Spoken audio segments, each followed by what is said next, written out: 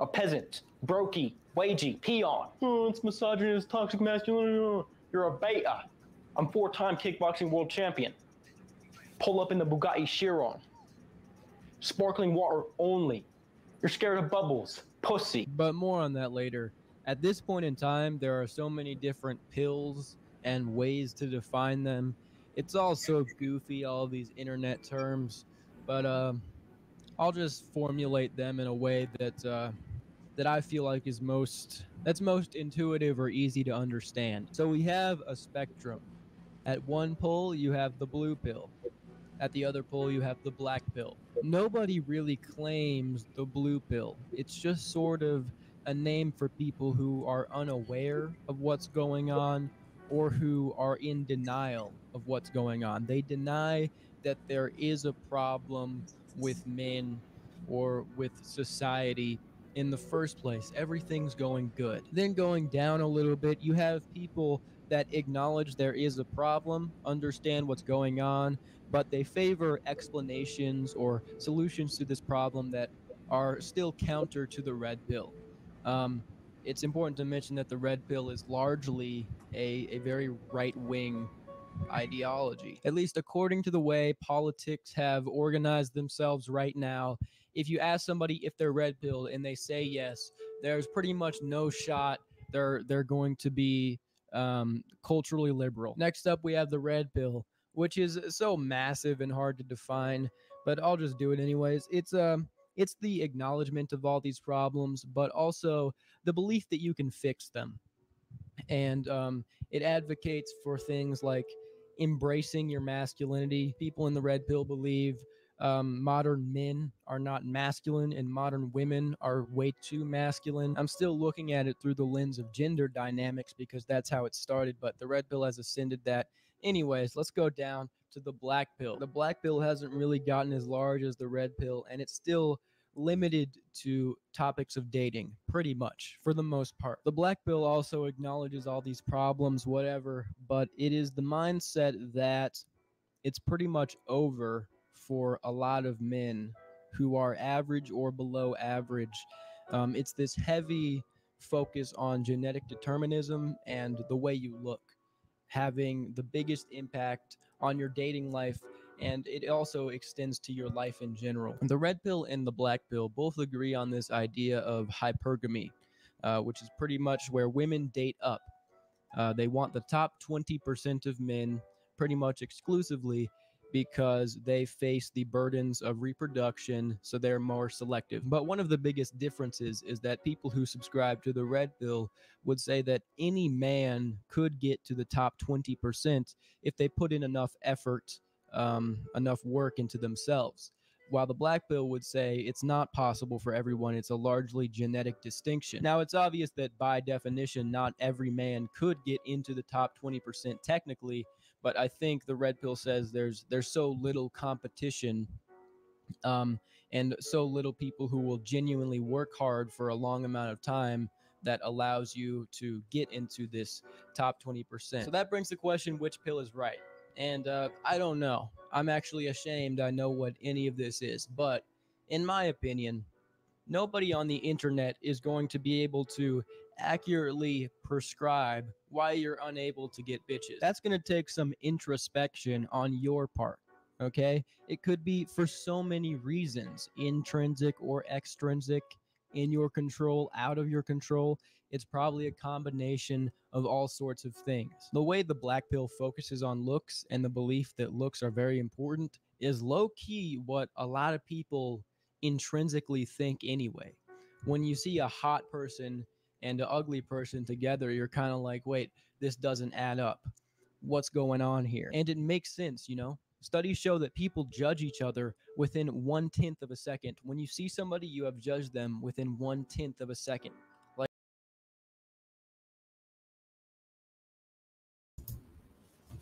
all right.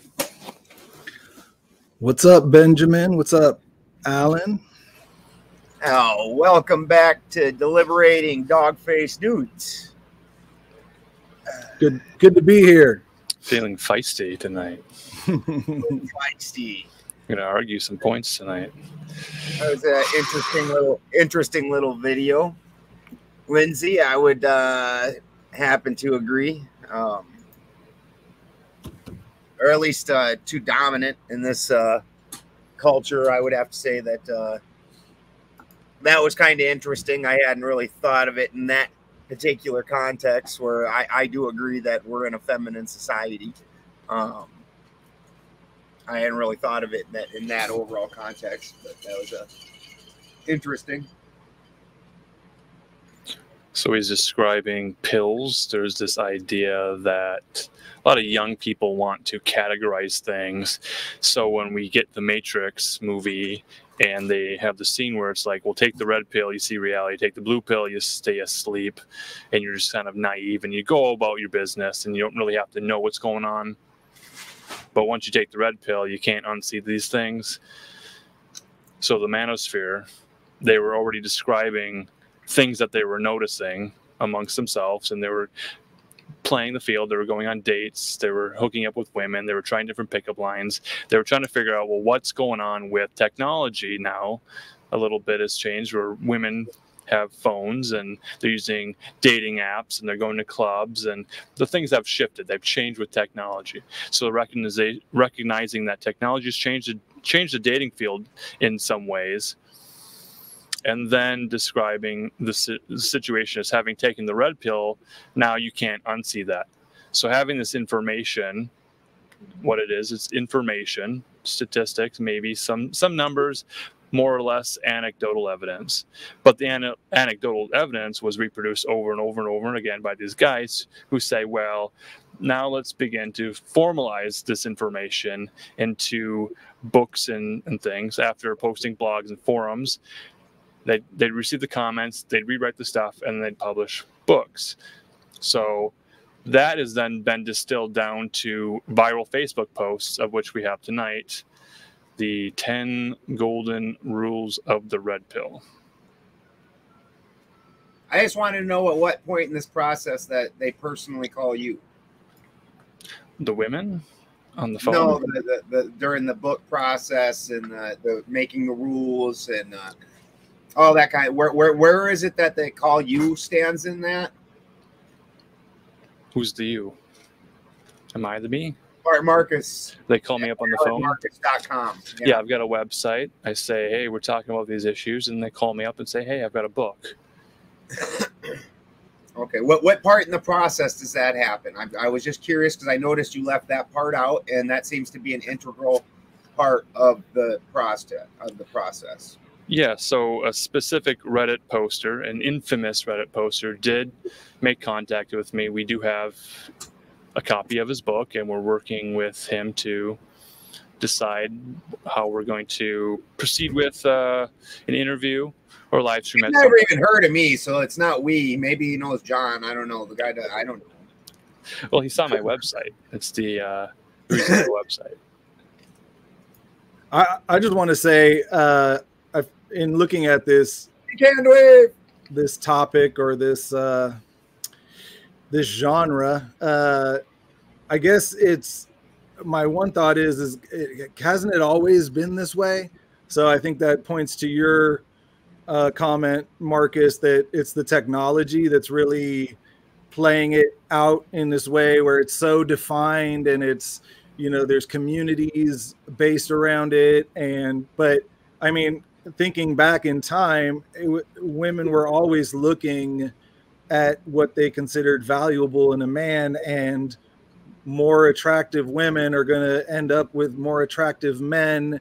But that doesn't leave the less attractive people, you know, or the lower classes, for lack of a better term, or the working class with nothing. It just leaves them with a different group of people. So maybe, I guess the question is, where did we go to where everyone wants the top, everyone wants the number 10, or, you know, the 10 woman, instead of just being comfortable with who you are and where you land in that hierarchy. And, you know, it seems to me that that issue would be from the beginning of humanity. And so the way that it's being defined now, like you're a loser if you can't get a 10, that has to do, I think, with technology and culture and where we are now. So just a little comment.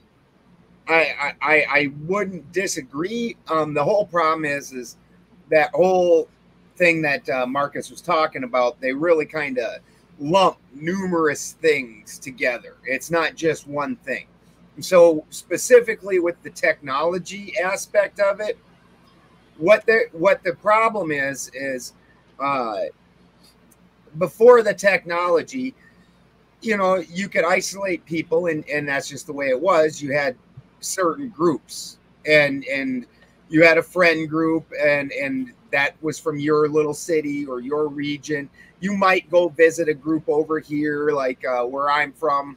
When I went to high school, it was Groton, and maybe you went and hooked up with the people over in Webster, you know, but that was like exotic and shit, you know, and it was stories about how bad the cops and guys in Webster were and how awesome the girls in Webster were, you know, and that's just the small town nonsense. But what the problem with the technology is now, and this really kind of goes both ways a little bit, but things just operate differently for men than women. But women who normally would not have gotten the chance to throw themselves or present themselves to a lot of these men, where there might have been one or two guys in their town or area that were this top echelon, and those guys were taken up by a group. So then it was already understood. Well, now all the girls get to splash themselves to all them upper echelon guys or high value guys across the entire board.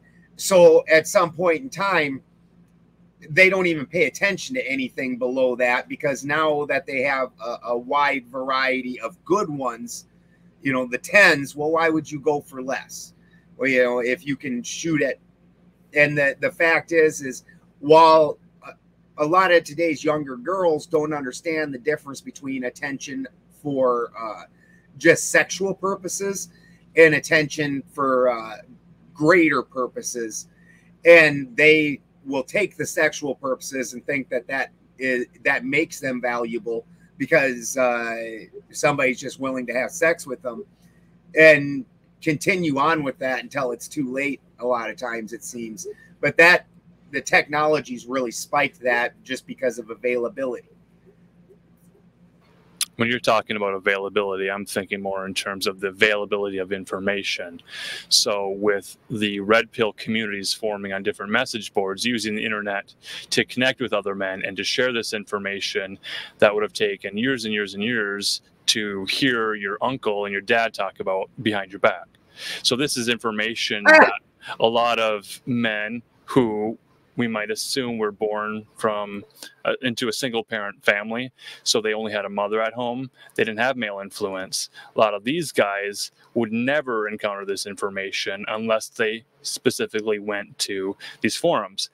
So with that said, the viral posts of these red pill golden rules found their virility in the fact that literally they were potent, they were powerful, and they empowered men. So they were spread everywhere, and the guys began to talk about it and to share those rules and kind of compare notes and make their own lists. So this note with 10 red pill golden rules in no particular order from an anonymous collective who gave us 10 sentences that are deemed 10 golden rules. Do we want to get into the first one right away? Let's do it. So these are in no particular order. This is from a viral Facebook post. Don't know who the author is. We'll start with number 1. Never take care of another man's seed. Put another way, if the child is not one your at a son or time, daughter, Marcus. One at a time, Marcus. If the child is not your son or daughter, don't take care of that child. I guess I'll start. That's hot, steamy shit. If you're dating a woman, you know, I mean, don't get me wrong. I mean, I understand that baked into this is the concept that you're supposed to be trying to find a girl with a low body count, preferably a virgin, you know, from the way this, and again, even what I was saying before, this isn't my ideas, but this is what they're saying. So I understand that that's kind of baked into that cake, I guess. So, but if you're, so I mean, if the number one rule is never date a single mother, okay, but that's not what you're saying. Never take care of another man's seed. That's some hot, steamy shit. If that woman is somebody you find a future with and a potential future with, and she happens to have a kid, which I'm not saying be Captain Save-A-Hole and all that, but if you find a woman that you think is worth a potential future, then certainly if she has a child, then that child, you are taking on that responsibility. I mean, you're not his dad, you're not his parent. That should be recognized and understood. But to say, oh, I'm not going to take care of your kid, screw your kid, I'm just gonna have sex with you, that's some real scumminess right out the gate. Yeah, I agree with you, Ben. As a person that is a stepfather myself, I think that this points to what I've come to understand about this movement is, if the red pill really means going down the rabbit hole, that these guys didn't go all the way, or they've stopped at a certain plateau of the rabbit hole, which is all focused on validation from women, relationships, valuing some relationship with a woman, you know, really putting an emphasis on your masculinity and proving that you're a man, and somehow like not taking care of someone else's kid makes you more manly. For me personally, I've always valued children and raising children and the importance of that. And as a person who does want to see the world be a better place, I think more, you know, men should be able to step up into that role. Now, in my situation, my son's father is totally involved, and in that case, I've even chosen to kind of take a step back and be a little more hands off, because I'm understanding my role there as his stepdad. You know, another voice to talk to, but I'm not the ultimate one making decisions for what happens with him. And so, yeah, I just think it points to the values of this movement, which may not be held by everybody in the movement, but it's all about status and proving that you're a masculine guy, and, you know, kind of that Andrew Tate shtick. So, yeah, for me personally, I think this is pretty bad.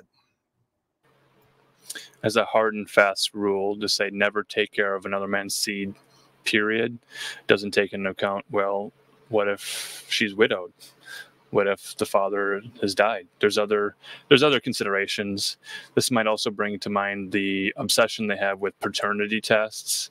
So if she says she's pregnant, get a paternity test, find out who the actual father is, this type of thing. It might point to a greater issue of men being afraid of the children issue. It's a very immature position to hold, to be so hard and fast about, you know, I'm never taking care of another woman's kids. If she has children, I won't even date her. In this world where children are the reason men and women come together at some point, being completely just fidgety and uncomfortable with children in any form, that's going to be a red flag to women.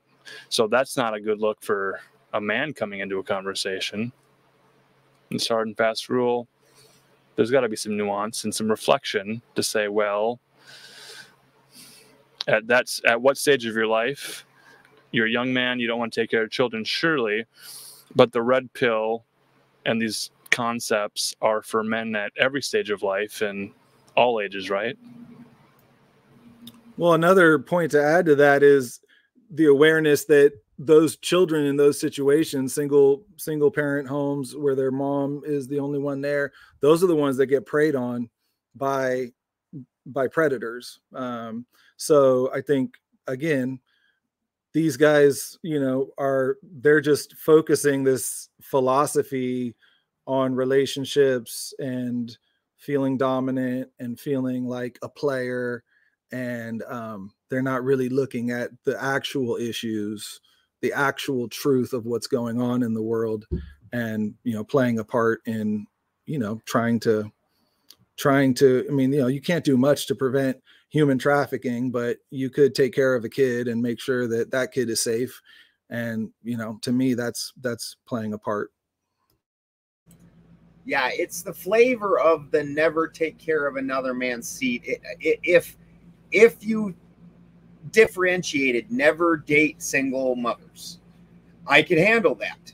That doesn't have this overtone of you're going to have sex with the woman and not take care of some responsibilities, so you're just kind of a douche. Like that's just all there is to it. I mean, honestly, if you were just like, I won't raise other men's kids, blah blah blah, you're kind of a dickhead. But whatever. You aren't. I find this scummier where you're like, yeah, well, I'll go get the milk, but I'm not going to take care of the cow. Nor feed the cow's calf that brought the milk or anything like that. It just seems real scummy. I mean, the interesting part about this list overall is that back end of the list gets pretty reasonable, and the front end of the list, like to put this as number one, like myself as a man, like even to refer to a kid as another man's seed, I'm with John. Like I've helped babysit, raise, been around all kinds of kids that aren't mine, aren't women's, that I'm dating. The general rule, in my opinion, is if there's a kid around, you treat that kid like you basically treat all kids the same. You don't, your kid's your kid, obviously, but if there's a kid around and they need something, you take care of it. It's just how it is. Like kids can't take care of themselves. This is your responsibility as an adult. So I don't even understand this number one. And it can get real disgusting if men are shaming other men who are seeing a woman, and then they learn that, well, she had prior children, to say that that man needs to dump that woman because don't take care of another man's seed, bro, is that's going to be real hard. James Maiden, you stud. Hell. That might, this rule kind of connects to this idea of they call them beta bucks. Basically, the men who are not alpha, but they're beta, so they'll be good providers. So then to be placed into this bucket of beta bucks where, well, you're getting a woman, but she's only interested in you because you're going to pay for her children, kind of gets into number two, which is never finance a woman's lifestyle at all, I guess. Don't pay her money. Like, yeah, that would have to be fleshed out a little bit for me to really understand what you're saying here, because I understand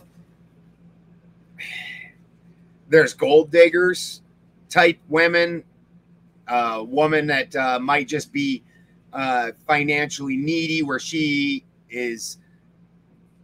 We've all met girls that have 3-4 kids with different dudes. They get, they need somebody to support them or take care of them, help them. I understand not telling guys don't try and be that dude who just goes and deals with that kind of thing just to get his pee-pee touched. I understand that, but that's a whole lot different than, I never finance a woman's lifestyle. My wife is a homemaker. How the fuck is she supposed to make it without me financing it? I don't know to what degree does this happen? I don't understand. Like, if you're looking for a traditional relationship, my wife is entirely financially dependent on me, and I am entirely dependent on her for things. So there's an exchange in the relationship. I don't understand. Honestly, traditionally, that is the man's place to rather finance her lifestyle. Again, this just seems like a get the milk but don't take care of the cow scenario, number one and number two. It seems like that's like when those are your two hard rules that you can boil things down to. It really just seems to me like you just want number one, if she's a good woman, she's not going to deal with your ass. And why should she? You know, like, you basically are looking for free hookers from the way it sounds at that point. So I don't see where these are great for any young man to, maybe with some type of more nuance, it can somehow be something reasonable, but just as this, no. Yeah, you took the words out of my mouth, Ben, in terms of it sounding almost like you're talking about an escort or something like that. Like if you see a woman who is willing to go out with you because you have money and you can pay for a trip to Vegas or whatever it is, then if that's the kind of woman you're going after, then there is a part of it that involves you having money and you being able to provide her with, you know, the lifestyle.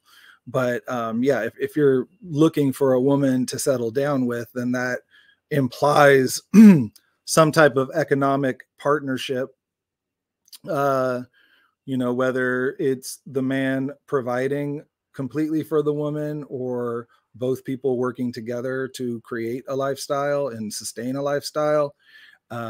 So yeah, it just, again, sounds like this is directed for hookup culture for guys that are trying to get laid and be players. And I did want to point out again, like Ben, you said Captain Savaho. That comes from a Bay Area rap artist, E40. Back in the mid 90s, they came out with the song Captain Savaho. And it's, to me, it's the beginning of all of this. This is, you know, pimp culture, the game, being a player, never, you know, the woman pays you, you don't pay the woman. And going along those lines, in some of the research I did, Patrice O'Neal, the comedian, he in the early 2000s was one of the rest in peace. He was one of the first people talking about this stuff on Opie and Anthony, and I forget the other guy, something Likas, Tom Likas. And Patrice O'Neal would go on there, and the one thing I heard him say was, "I'm just tired of, in this society, that men are looked down upon for being men, but women are praised for being whatever they want."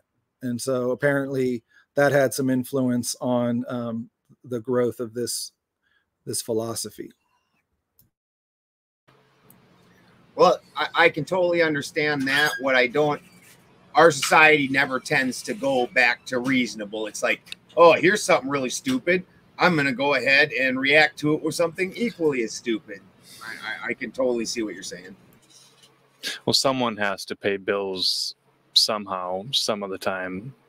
And if you're broadcasting to everyone that you're a cheapskate, then word's going to get around. Your reputation is not paying for anything ever. You're not going to get a second date on that. And then does the corollary apply as well? Like, never let a woman finance a man's lifestyle?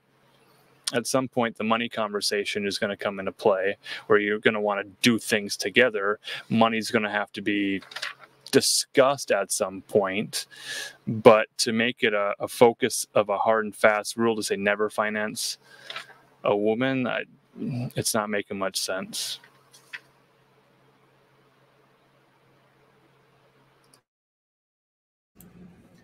Yeah, see, I knew that we'd be able to do other ones. These are very succinct, and they don't require as much nuance as last week's discussion. I knew we'd be able to get other things in.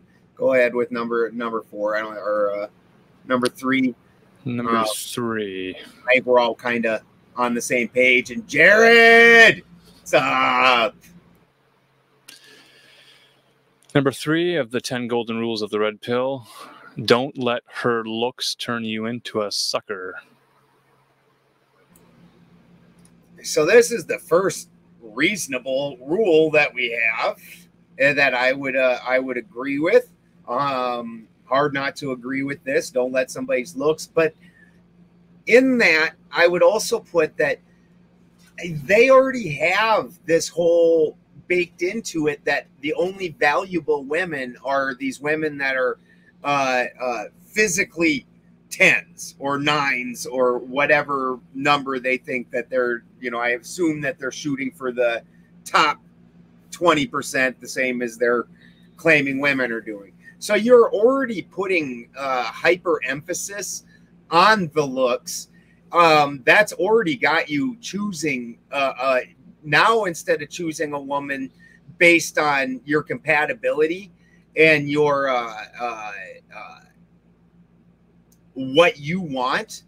Like there's that whole song, you know, if you want to be happy for the rest of your life, you know, about don't make a pretty woman your wife. Well, like that there's a lot of things you can say. Are you just looking at her as a showpiece? Because I don't care, honestly, what anybody would rate my wife as numerically, as physically attractiveness on, like, you looked at a picture of her, because that's what you're talking about with physical attraction. Like, that's just a picture. The fact is, I've dated girls that are flat 10s, and most of them are horribly needy. They have no understanding that anybody else is in the relationship besides them. There's nothing enjoyable about them. My wife's my best friend, my partner.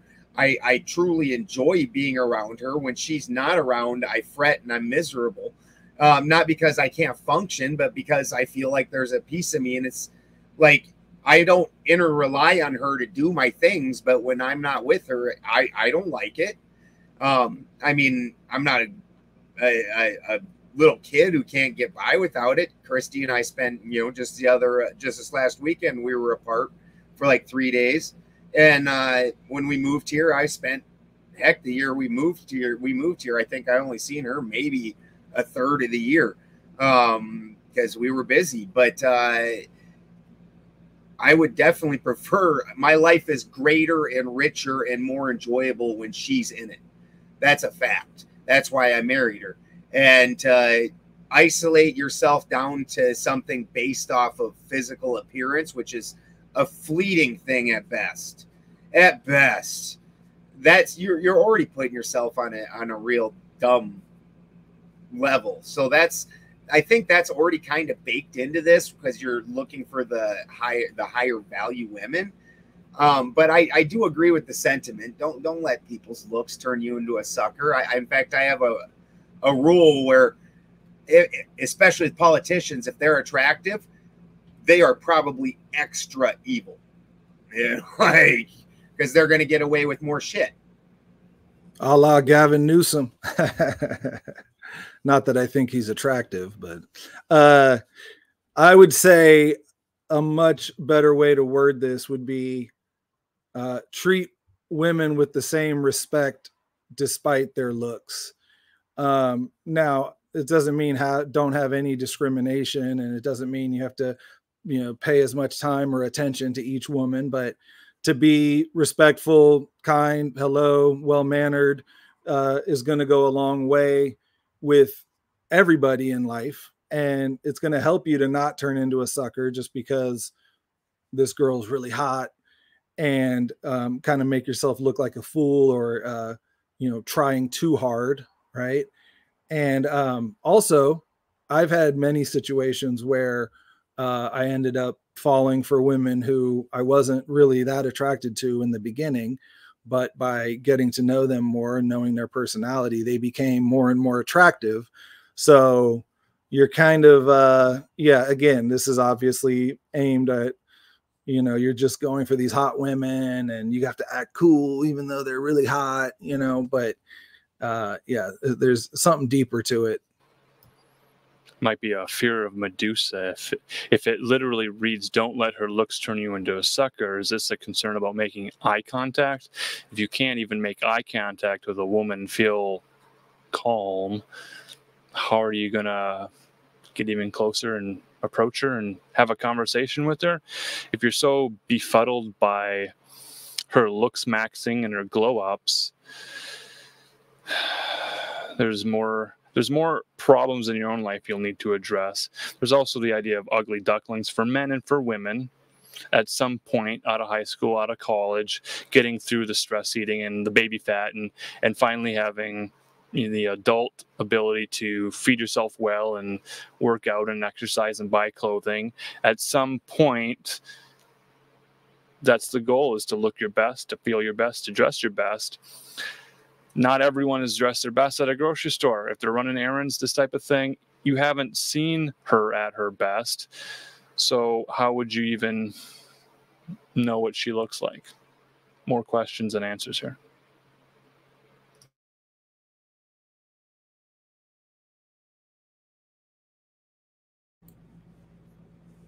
Yeah, that's the first reasonable rule. Don't let looks make you treat a girl different. Just because she's like what you find attractive doesn't mean that you need to start acting different. Doesn't mean that you need to be different. Don't let her do things you wouldn't normally let a girl do.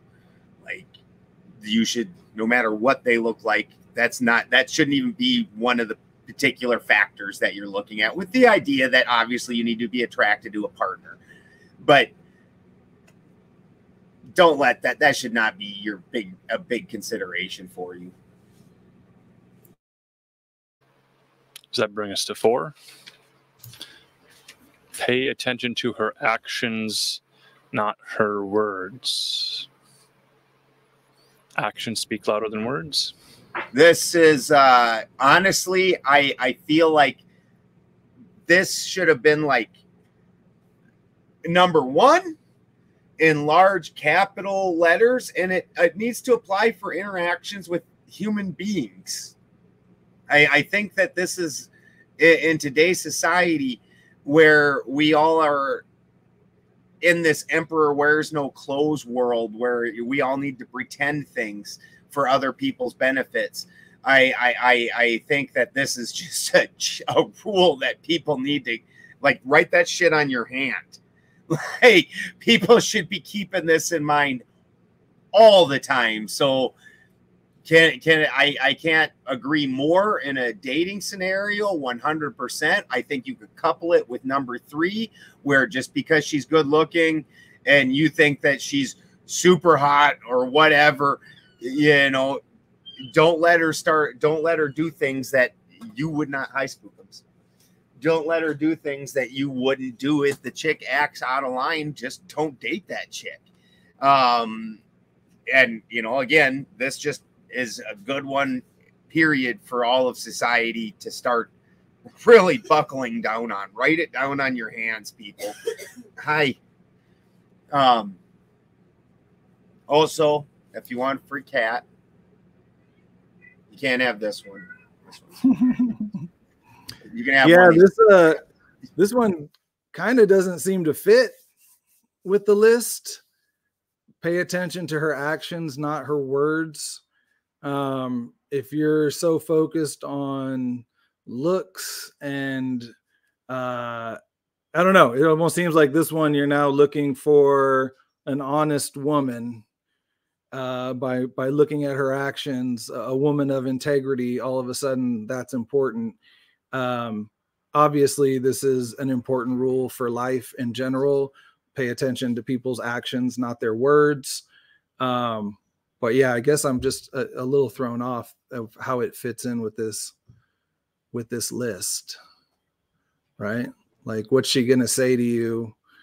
If she's gonna say like she wants to get laid, then she probably wants to. You know, she's probably not going to say that unless she's interested in you. So if you're in the hookup world, the actions and words would seem to be probably in line, I would think. And so, yeah, I guess again, I'm just kind of thrown off on this one in terms of this list.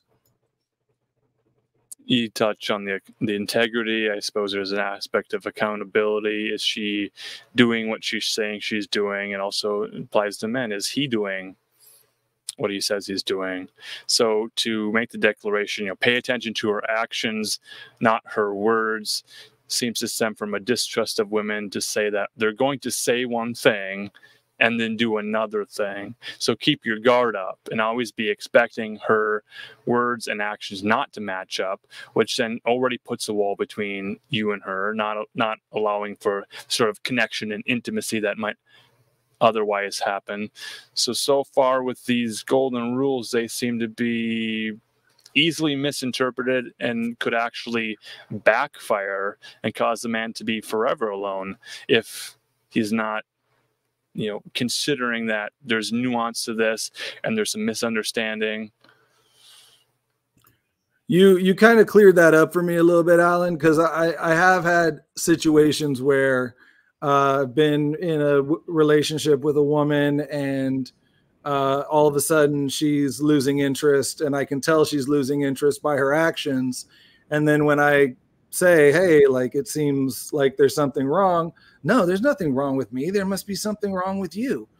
But again, I understand, pay attention to her actions, not her words. And I'm like, okay, I'm out, because, after 3 or 4 times of doing this, like, I'm not going to keep going along and thinking everything's cool, even though obviously you don't want anything to do with me. So you kind of helped it make a little more sense there. And I could see where some men could act like suckers in that situation and keep trying. And I think my personal take on that is that women don't want to be the one to end it. They don't want to be the one to hurt your feelings. So they kind of act that way so you'll break up with them. That's been my experience.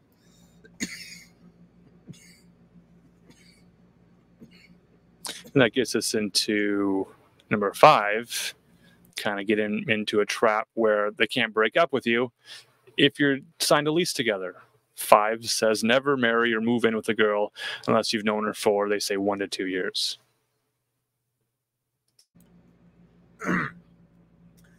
Also an agreeable rule.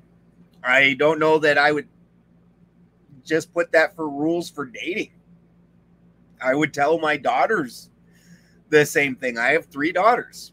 If you are considering making the leap to a more substantial permanent relationship, don't start involving yourself in things where you're getting financially tied, where you're possibly having kids, where you're doing all these things that you should be doing with somebody in a long-term relationship with somebody you're not sure that you even want to do that with. Like, that's just good dating advice, period. I mean, I don't know that that's really even fits into this. They're really kind of all over the place with it, the way the mentality is. But that one I can't disagree with.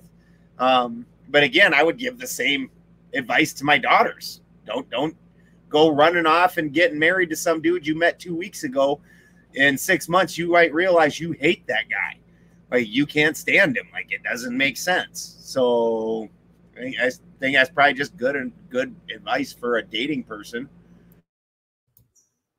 Yeah, I agree. I don't really have much to add on that. That's generally good advice for people in general. And again, it's encouraging more of taking your time with somebody and developing an actual relationship and finding if you're compatible, as opposed to just kind of encouraging the hookup culture. So yeah, not much to add. So 5 connects with number 2, saying never finance a woman's lifestyle. Don't pay her rent. Don't give her a place to live. This sort of stinginess is not a good look for guys. To say never marry or move in or become roommates. Never say never. I mean, there's plenty of romantic comedy movies that have been real enjoyable when 2 people move in together and they experience all the feelings of dirty laundry and dirty dishes, and someone's got to be an adult in that situation. Maybe you do want to, get an Airbnb for a month and see how it goes. Maybe you want to force the issue along a little bit and see who's really serious about it. But to say never do that? Well, yeah, this rule wouldn't apply for Jack Tripper. Well, and statistically, if you in a long-term relationship want it to work longer, statistically, I believe it's something like 12 to 14% greater chance if you wait until after you're married to live together. I think it's something between 12 and 14% greater chance of that than extending, as opposed to if you live together then get married. For whatever reason, statistically it doesn't, and it's a substantial jump. If you again are trying to be in a long-term relationship that you want to be permanent, and apparently not living with that person ahead of time and taking your time instead to choose wisely, that's apparently the move. Surprise, surprise. Number 6 reads, never be responsible for her economic problems, social problems, or family problems.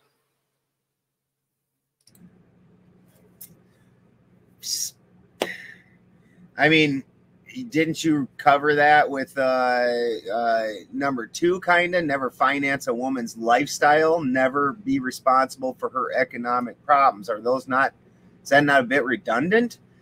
The social and family problems. I absolutely understand, especially in today's world where things have gone absolutely nutty, that there's so much heavy drama and it's allowed. So I do understand where the distaste for such things is. Here's the problem. When you're dating a woman in a true organized family structure, there's always a man that's the head of things. And so if you're looking at a traditional type relationship, if you're not, it can axe all that. But in a traditional type relationship, obviously, her father is going to be the man of her life up until you replace that. So there's a mechanism built into that makes it so you need to prove yourself as a man up against somebody else, up against somebody who has already proven himself as a man. And when she goes to make that move to put herself in your care, then she's going to have to look at you as the better replacement for that, or else you're not going to have a very good relationship if that's the traditional type relationship that you want. So this is really a catch-22 where I just don't really necessarily agree with it. I mean, I do agree to some extent. This would require a lot of nuance and understanding that, I wouldn't date a girl that's got that heavy a drama where her family, if her family's that crazy, I would go to her family and say, listen, these are the rules. This is how you're going to act when we're around, or else we won't be around. You're not going to do this crazy ass shit that you guys are doing. Our lives are not going to include this crazed drama you people are doing. So, that would be definitely taking charge, definitely doing something.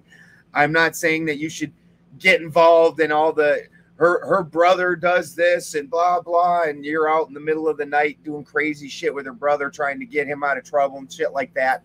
I get that. But to say that you're not supposed to somehow become the head of her family, I don't. Now we're back to we're just trying to get a piece of ass, as far as I can tell from this kind of thing. If you're not going to take responsibility as a man, how's she going to look at you as the man? Yeah, I would say this would be worded better. Be aware of her social or family problems. If you don't want to be responsible or involved in that, then she's probably not the right one for you. Like if, some girl you're dating has some drama with some ex-boyfriend, or, it's like, that's going to show you a lot about where she's at with her relationships. And it's going to give you a measuring stick as to whether or not you would want to be involved with someone like that. But once you are with somebody, their family problems, their social problems do become yours, because you're going to talk to your partner about what's going on and you're going to give them advice. And, you know, you can't ultimately be responsible for it, but as men, we are protectors. So there may be situations where you do have to step in and say something to somebody. But in general, you're going to be a person that's encouraging your partner in how to deal with it, or it being a sounding board for them to talk about their problems. So it does become part of your responsibility if you're in a meaningful relationship. And again, if this person has a lot of social drama or family issues that you don't think are healthy, then it's more of an indicator that that's probably not the right person for you. So we've read through up to number 6, and we're reading a lot of nevers and don'ts. These are almost the thou shalt nots. They're not quite the 10 Commandments. They're not biblical. They're not religious. They're just rules that someone posted on a Facebook group and other people shared it and they argued back and forth. This don't be the problem solver also has a corollary of, if she's interested in you because you're a puzzle that she can solve and she can be your therapist and she can save you, it's like, if you're the adopted puppy that she's going to take into her house, be aware of that too. But I don't know if that's quite stated in this golden rule. The bigger question at this point, 6 rules in, what are you supposed to do and what are you offering the woman?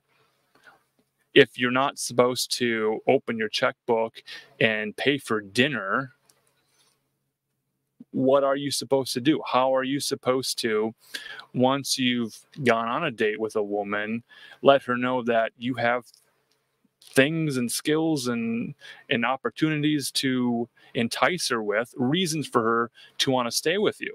If you're stingy with your time, your attention, your talent, your treasures, and she's not giving anything up either, then it doesn't sound like a relationship at all.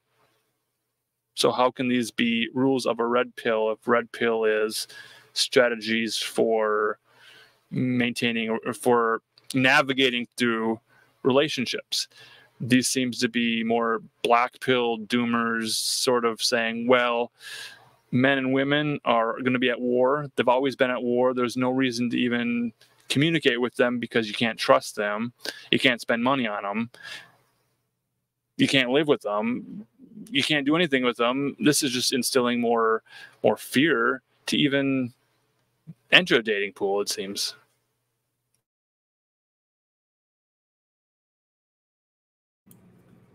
Yeah, I would agree. This seems more black-pilled, if you were going to call it that kind of a thing. Very anti-dating. That's interesting. And also, that was when Brian and I first looked at this. That was the first thing Brian said, and also came to my mind that every one of these is a negative. Like that's real interesting. Why? Except for the pay attention to her actions, not her words, is the only one that literally doesn't say don't or never. Like every other one's either says never or don't. So that's real interesting for a list of rules to do, which rules usually in this kind of scenario, it's things to do, and all these are nevers and don'ts. Which brings us right to number 7, which says to never fight or argue with a woman. I don't know if this means verbally or physically, but probably both. Well, I mean, obviously it's at least verbally, because argue I don't think includes physical usually. I've chewed on this one a bit. I don't understand how you can have a relationship without having some kind of altercations. You know, you're going to have fights. It's I try to keep my harshest, the one thing I would say is that to keep in mind as a man is that women are like oil. And, you know, the women are the oil in the situation. And just like in oil, once you've scorched it, it doesn't come back. You know, a woman scorned doesn't return. And so she might stay with you, but it's never going to be the same relationship that it was. You're never going to attain the same virtue in her eyes. You've already burned her. So when you are having disagreements, when you're ready to go scorched earth with a man, don't ever do that with somebody you're dating unless you just want it to be fucking over, because it's never going to be good again, even if you do fix it. Don't ever go scorched earth unless you're ready to just completely be done with the relationship. So I definitely would say that, but I don't know how you could have a complex relationship with somebody and then start spending extended durations of time with them and not at some point have a fight, have an argument, something along that nature. You'd have to be a very passive person, I think, or extraordinarily controlled. Yeah, this one seems to kind of fall back into the dating realm and the hookup realm, where, you know, if you were to fight or argue with a woman, that would imply that you have some type of emotional attachment to her or that you care. And this is kind of telling you to just kind of, you know, have an attitude of not letting anything bother you, not care about anything, and not engaging with the woman if she's wanting to engage with you about some issue she has with you. This reminds me of my dad when I was a kid.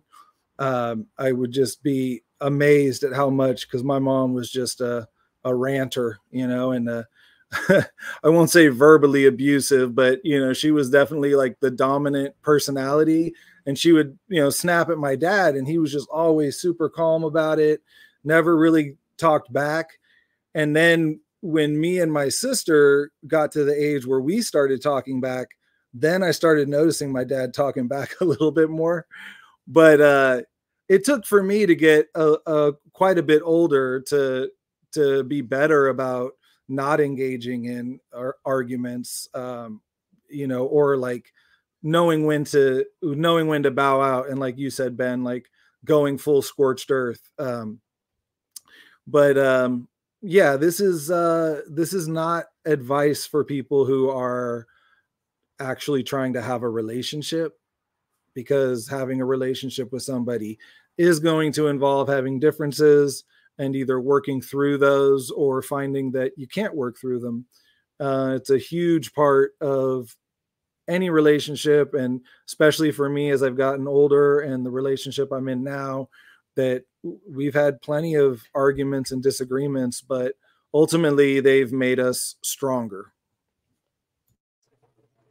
Yeah, like what you're saying, maybe we would rephrase this to say fight for the relationship as opposed to fighting against the relationship.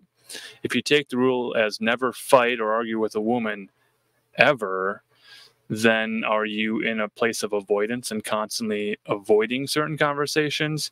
That's going to be real annoying to her when you're not answering her text because you think it's going to lead to an argument. You're not even engaging with her. But then also, where's your frame, man? Like, where's your frame, bro? Why is there even an argument being brought up? Have you shown a chink in your armor that she can just poke at? Is this a shit test? And that's another topic. But I think this is where this idea comes from, is like, no pushback. Where are your boundaries? These are things that are going to occur in relationships. We know where are the boundaries. So if she's combative and you don't fight back, has she just walked over you? Have you just proven that you're a weak man? Is that the reason for the argument? If we're going back to this other rule here, pay attention to her actions, not her words. Is she using fighting words, but then giving you hugs? Is that not in alignment here? Is she confused? Are you now confused? Well, someone has to lead And if the argument is over the fact that the man hasn't led, then that itself might lead to a disagreement or an argument, because you're expecting her to make a decision.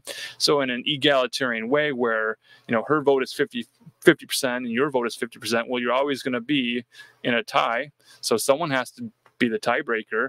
And if the man is afraid of being the tiebreaker and making a decision, then what again is the man offering to the woman in the first place?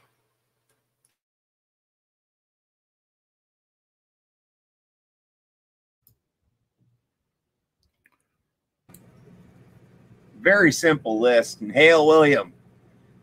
Very, very simple list. It seems like, the thing that you want to hear, things you hear bandied about is the red pill guys are just incels.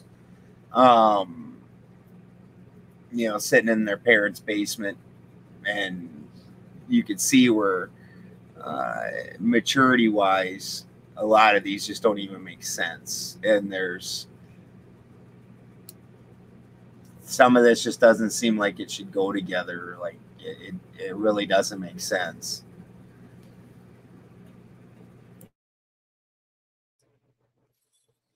Number 8, don't be manipulated by sex. They use a 3 in replace of the E because sex is a scary thing.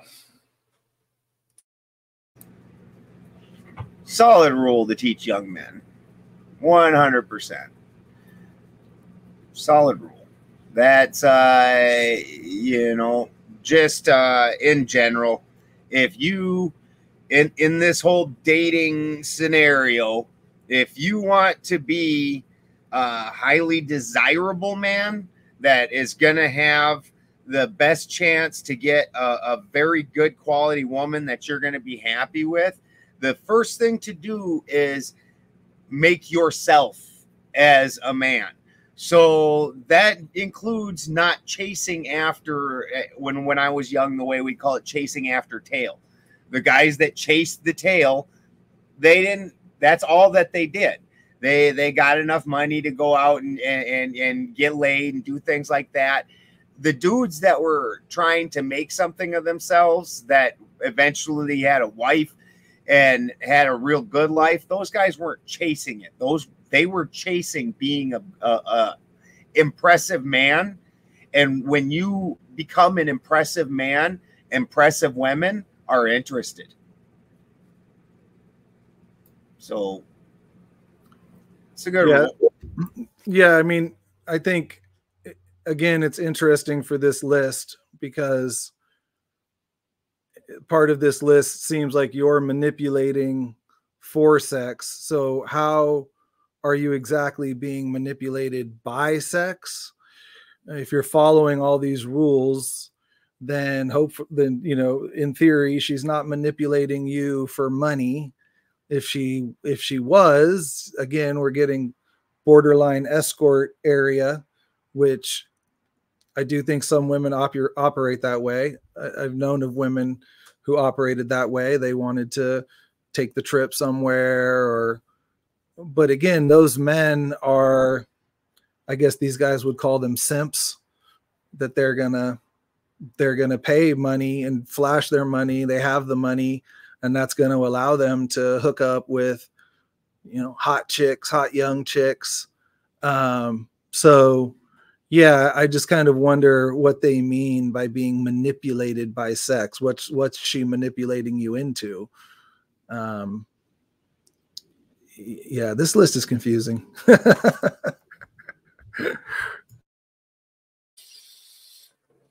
Number 9 says, don't confuse lust for love. I noticed you skipped number 8 there, Marcus, but I don't know that you had anything to add to what was said. Was that the case? Yeah, don't be manipulated by sex. I don't think this list is going to lead to sex. So by number 8, you're probably not going to have to worry about the manipulation from sex. All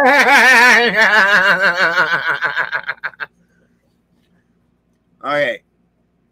Number 9, just a good rule to teach young people. Again, very similar to like number 4, you know, pay attention to actions now. Whereas this is something I teach my daughter also. Like, listen, I understand that you're young, and, you know, for boys, you just got your testosterone, and the world never talks about what a beast testosterone is. Just an absolute monster beast, to the point where there's actual stories of people, girls that are trying to make the transition into boys, and they have rage issues and all kinds of things that they didn't even understand and want to get actually physically violent. You know, testosterone's a hell of a drug. And I understand that that just got unleashed in your body and you want to get it all out through your penis. I get it.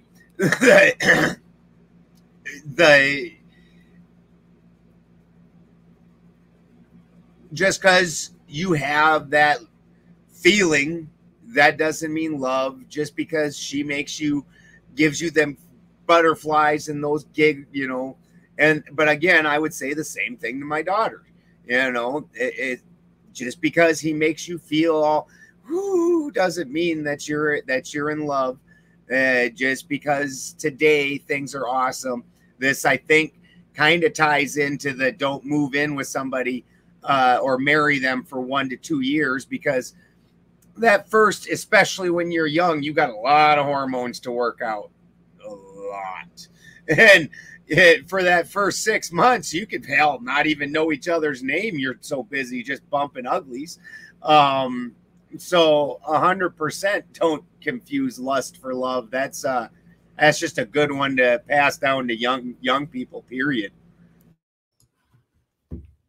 Yeah, I think the general sentiment of it makes sense. I would say that lust and love are kind of at 2 different ends of the relationship spectrum. So if you're involved in the hookup culture and you're hooking up with someone right away, you definitely shouldn't think that that's love. Hopefully these guys are aware enough to know that in the beginning it is lust. You don't know if you love somebody till you have spent some time with them and you know, shared your perspectives of the world and see if you're compatible with this person. So yeah, I guess for a young person coming up, but again, this list seems to be aimed at the guy who's playing the field and being a player. So it should be pretty obvious that lust is this thing you're doing here. And then if something builds from that with this woman, which again, the odds are it probably won't if you jump into the lust right away. But yeah, love is a different thing. So don't confuse lust for love. Connects to 3 to say don't let her looks turn you into a sucker. So depending on your feelings of lust and infatuation, if you're chasing after this person because you're so infatuated with her, that's going to be confused with the testosterone, all the other hormones, the feeling of just wanting to be so attracted to another person itself can be a drug. So when you do talk with her and then explain to her the situation, you would be saying, you are just the most beautiful woman in the world. I am so lustful for you. I put you on this pedestal. You are a goddess. I think there's other sort of red pill rules against putting the pussy on the pedestal, combining with lust and love and the manipulation of sex. It seems to be repeating the same point, but said another more specific way. Yeah, I would agree with the point, certainly. I'm not disagreeing with it. And the confusion over what you even want in a relationship at this point is tied into all the other rules of this situation, where it's not clear what this is leading towards. So if these are the 10 golden rules, meaning the only rules you follow in your dating and mating, it doesn't seem to be productive. It doesn't seem to lead anywhere. It doesn't seem to lead to sex or a relationship or marriage or a second date. This is just a way to get ghosted, and probably good for the person ghosting you if this is the person's credo and manifesto and the words they live by.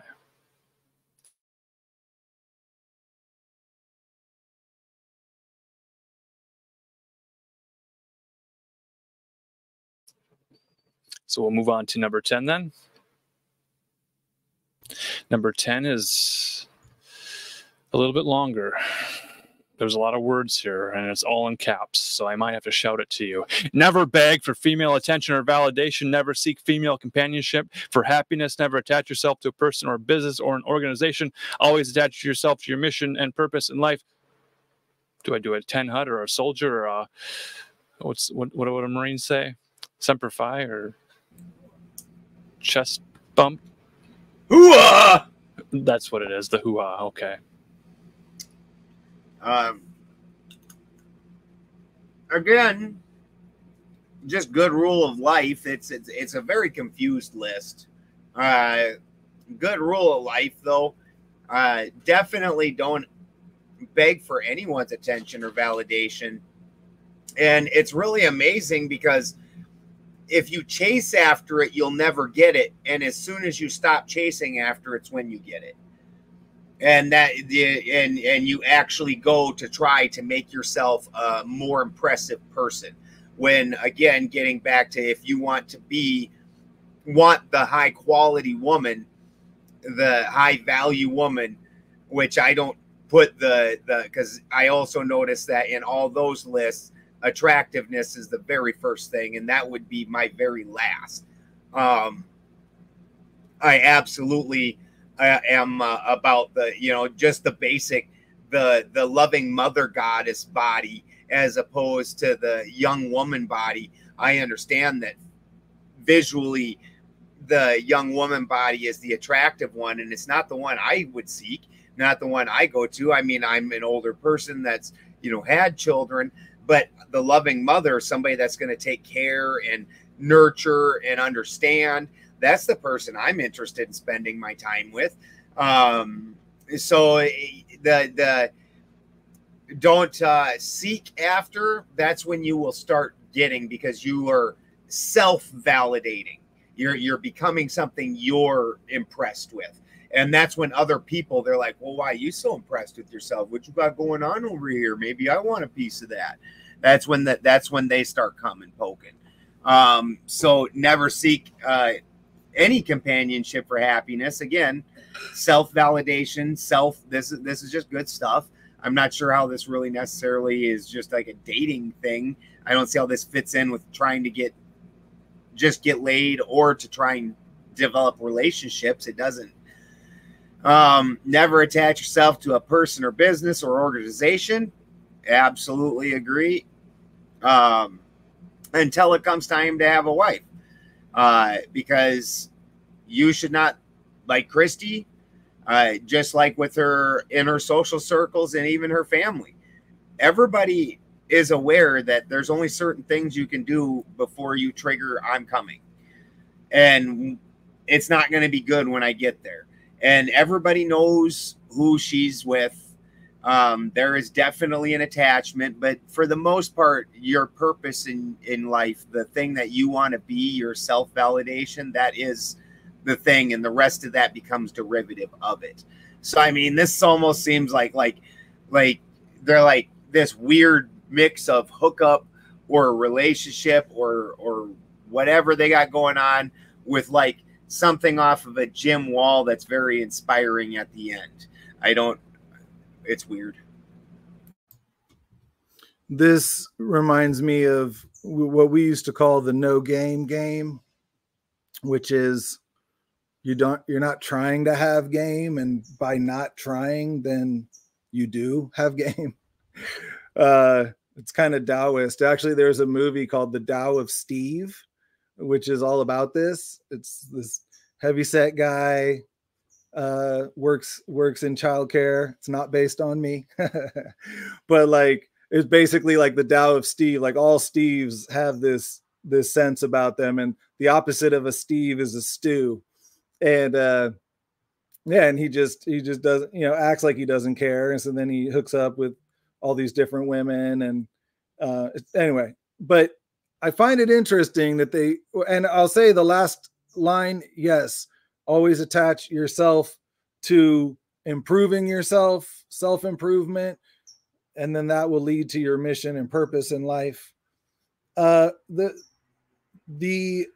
person or business or organization part, a little confusing to me, because what if you start a business or you start an organization? So maybe they are differing there, like don't attach yourself to someone else's movement or organization. But I think that isn't very clear how that relates to relationships. But yeah, so I just think that, yeah, it's, you again treat everybody with the same level of respect, same manners, have a standard way that you approach people, be yourself, improve yourself.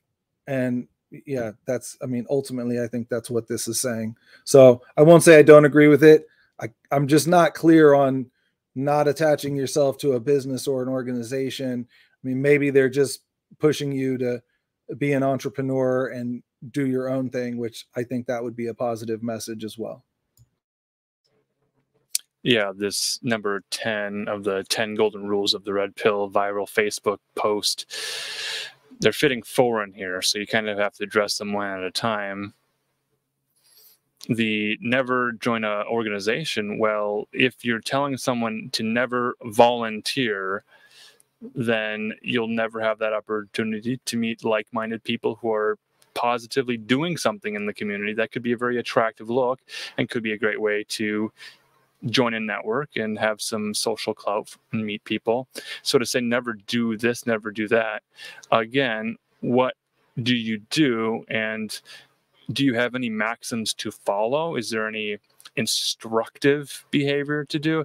This is very destructive and very in a self-enclosing and restrictive sort of rule set to make you fear going out into the world at all, if the assumption is that every female with companionship and happiness issues is going to just be a complete manipulation with her sex and her feminine wiles, and then you're going to be introduced to her economic problems, her credit card debt, her notch on her bedpost, and all these things.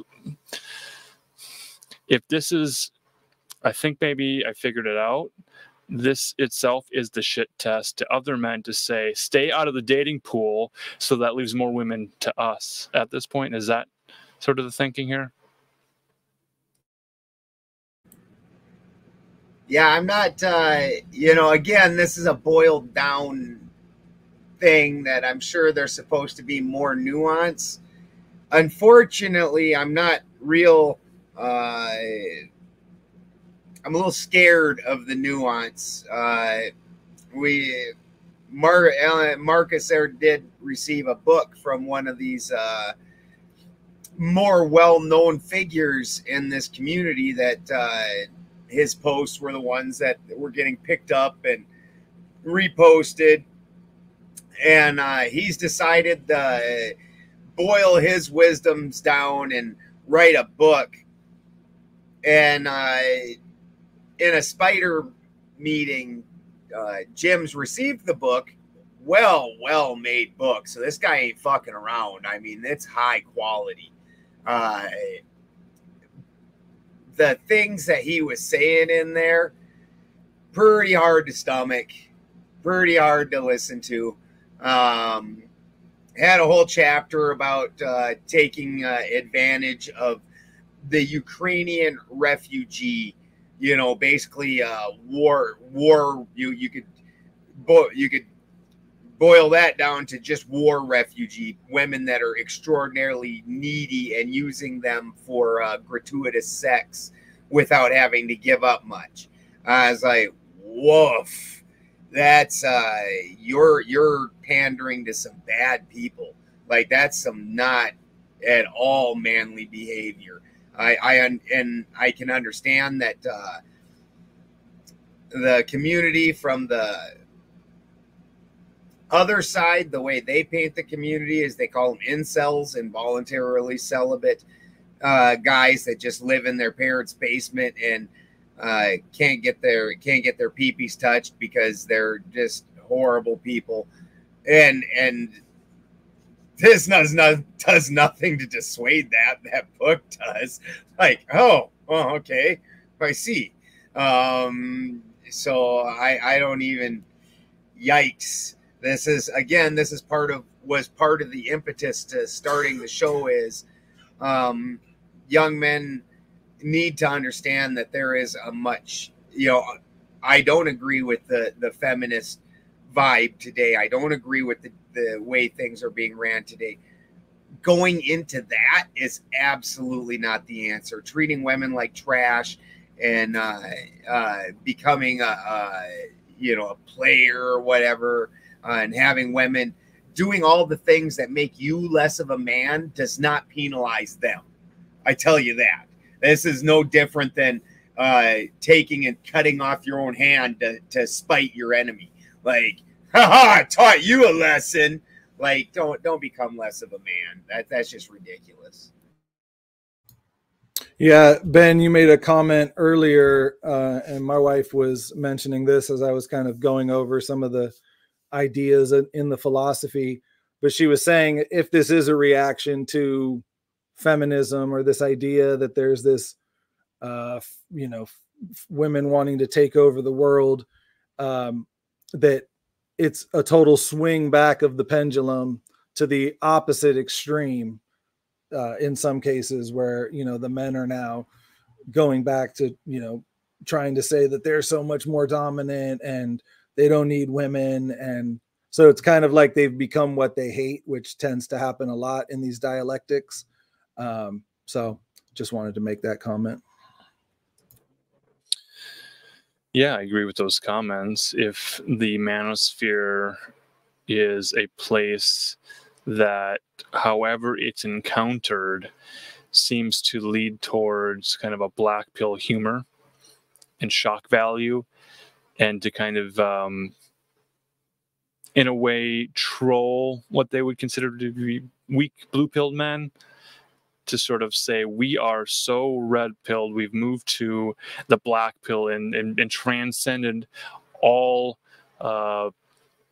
needs for relationship and women and just any traditional thing that man has ever needed, to sort of say we are so far above that we can mock it and criticize it endlessly, then that just turns into a male circle jerk, which are actual subreddits where people go and they'll discuss these issues, but from such I wouldn't say hateful way, but really from a I don't care about anything sort of nihilistic way, where everything is fodder for humor and antagonization and not taking anything seriously.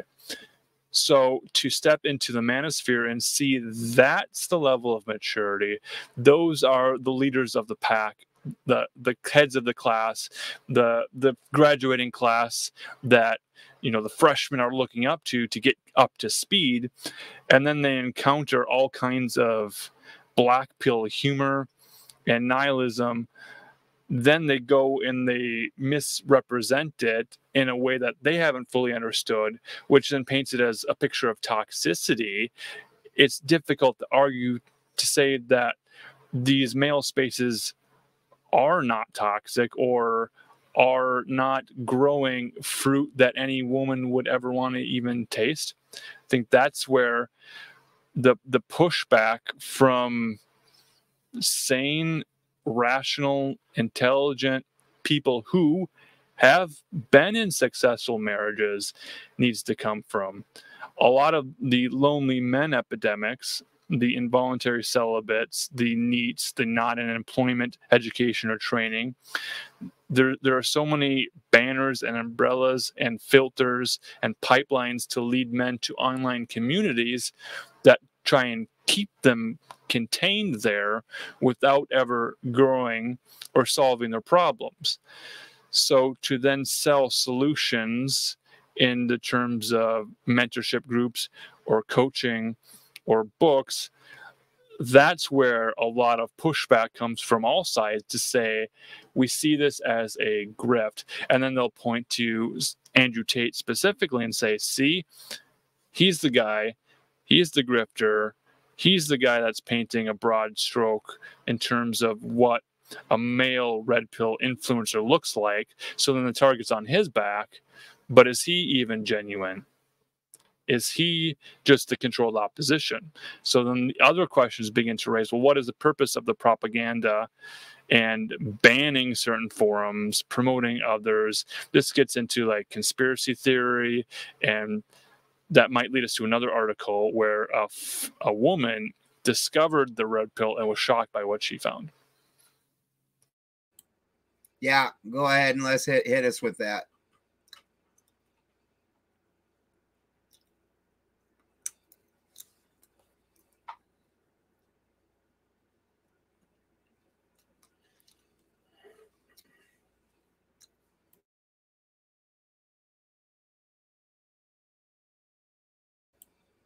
You're on mute. Yes. There you go, guys. Here it is. So this article, kind of a clickbait title of the 7 most shocking beliefs of the red pill community, from a woman who did her research, read about it, and summarized it into 7 bullet points, but doesn't seem to really argue it. The first one reads, a female supremacy movement exists. Her immediate response is an emoji of Chris Rock kind of doing the what face.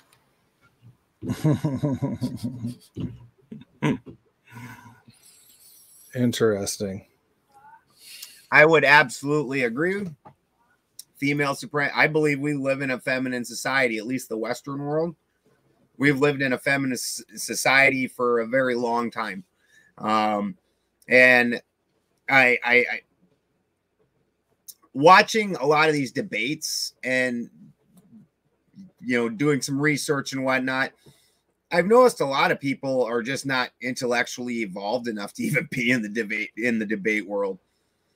And one of the things you have to do is separate the sex of the person from, you know, they're like, oh, it's a patriarchy. Look, a man's in charge. A man can be in charge and it still be feminine. A woman can be charged and it still be in charge and it still be masculine.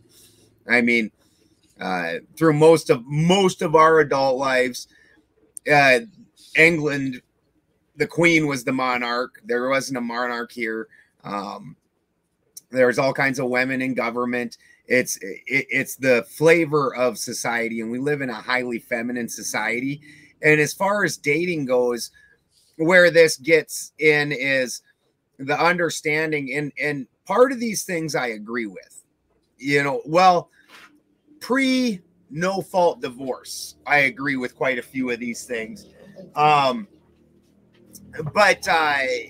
as far as dating goes, women absolutely have all the control, 100%. If she gets to choose,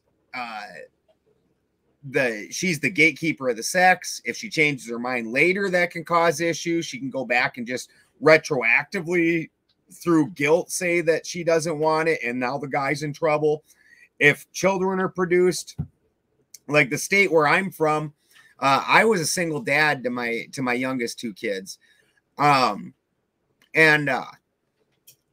horrible choices on my part. But right out the gate, the state actually gave custody to her. And she didn't exercise it. So for 2 years, I raised the kids, and then she shows up one day and decides she's going to be mom for this week, you know, after a couple of years, and raises a fit. And she's able to just take the kids, and the cops came and helped her take them, because in the state law, if you're unmarried, the woman automatically has custody. And this is over and over. If she decides to leave you, she can take all your stuff. She's going to control whether you see the kid or not. Child support payments and your child visitation are 2 entirely separate issues. So there's all kinds of different gatekeeper situations. We are absolutely in a female supremacy era. And the feminists are absolutely female supremacists. 100%. To try and state it any other way gets into the liberal changing definitions of words, so that way they can't it suits their needs at that point. And now we're just having an extraordinarily dishonest conversation because they're purposely using a twisted definition. So this 100%, I mean, I think the red pill is a shitty answer to this, but this is the reason for the red pill. Ugh! Like this is exactly the reaction that those dumb women like that would put to. Like you can bet this person that wrote the article's horrible. I would say that yes, there is a female supremacy movement, but it exists under the umbrella of a different type of supremacy movement, and the female aspect of it is a psyop, which obviously, you know, what people believe in tends to become the reality, at least from what we experience. So there are women who attach to this idea of needing to be able to be firemen and needing to be able to do what men do, and that somehow is based on equal rights. However, now that has shifted and now we've got men going in and saying, I get to go in because I identify as a woman and I get to be in your movement. So to me, again, going all the way with the red pill would lead you deeper than the female male dialectic. It's a huge part of the overall plan, but the people running the show aren't trying to, put a woman at the top, right? I mean, that's not their ultimate goal. They'll use women and they'll use this movement to achieve their ends, but there's a deeper psyop at play that I think the red pill movement doesn't go far enough to realize. This list kind of points towards where culture is realizing that men have organized and made lists and codified what they call red pill ideas. So then she's reacting to that with shock and disbelief to say, I can't believe this information is being spread around, as she seems to profit from spreading the information without denying it or rebutting it, or even making a point other than, look, here's what I found, let's be shocked together. And to be clear, I agree with John. I just wasn't going to bring that into the dating context. That this is all derivative of a different control mechanism. We actually have a fairly long research for the last couple of years that we've been doing on that, tying it back to the Theosophical Society, and then even further. 100%. So I agree with what John's saying there completely. That's derivative. I think The Occult Roots of Feminism is a book that this author might need to read first and then determine if she wants to rewrite some of her articles. Could move to point number 2. Women are illogical and manipulative.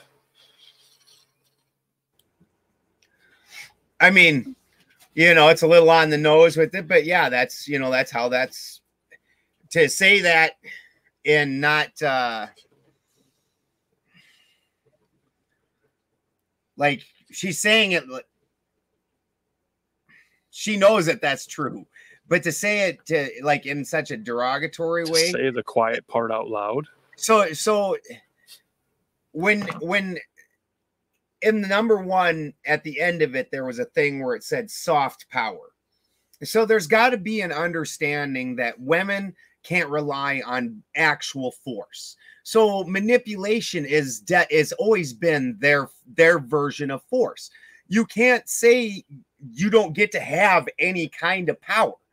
Like when you can't, in a situation, use the brute power, then manipulation is going to become your power. You can't leave them powerless. So yes, they are manipulative, but that's just the nature of it because they don't have the musculature to be the brute force. And then illogical, it depends on the women and it depends on the time. Men tend to be more logic thinking, women tend to be more feeling thinking. It's a fact. That doesn't mean that the one is evil, but for those reasons, I don't think women should typically be in charge. There are exceptions, but typically because women aren't typically logical and they do tend to rely on feelings more. But I don't know why she's saying this like it's untrue or like it's offensive. Like that's just weird. Right. So the 2 points she's brought to light as a revelation of these shocking beliefs of a hidden underground, red pill community on some dark web somewhere. She's sharing reactions of women in general at their collective worst. So she's speaking in terms of all women and then saying at their worst, this is what the red pill community believes, but doesn't disprove it or show herself at her best. So it's a clickbait. We're shocked. Can't believe anybody believes this thing. But then through her text to explain her point, she's not arguing against herself. She's getting into maybe solipsism here. But, answering with emojis is a very powerful form of soft power. Maybe. I can't believe I just said that. I have to end every statement with a question mark and an uptick. Not all women are like that.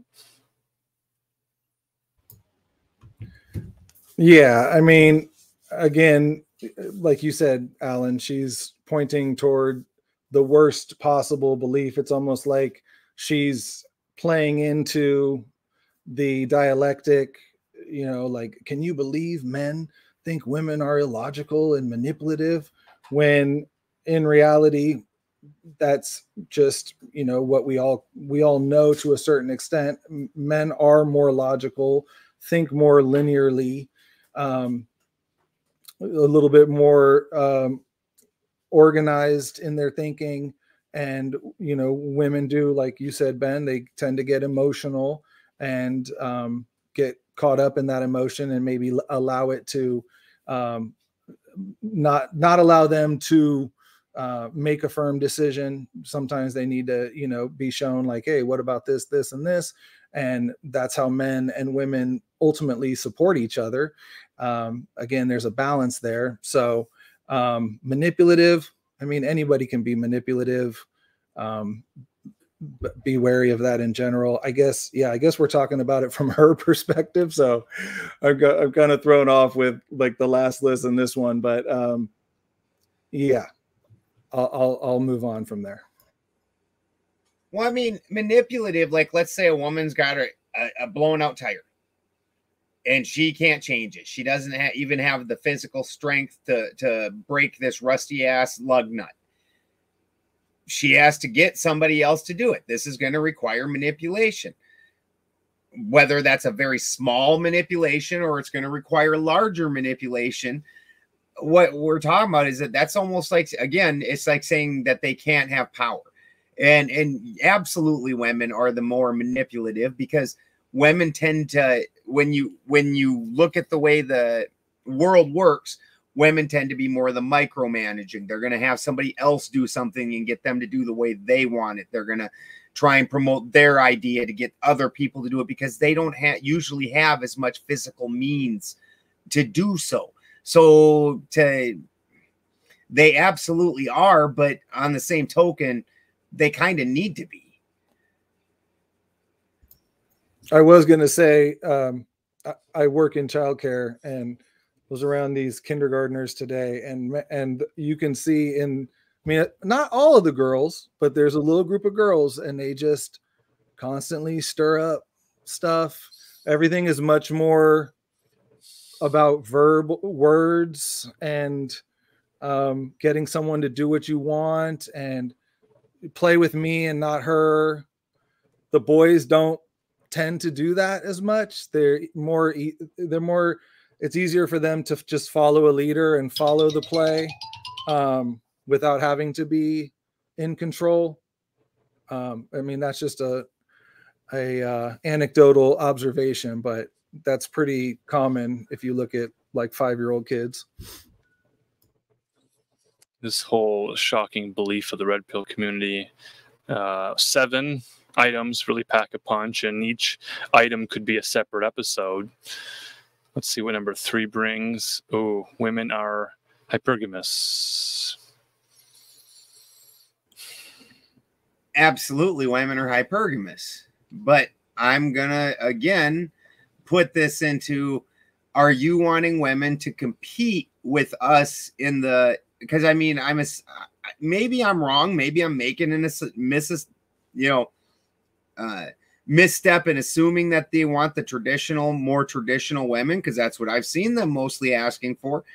And if you're asking for a more traditional woman, then in a man's marketplace, you gain more value and more worth through placing yourself.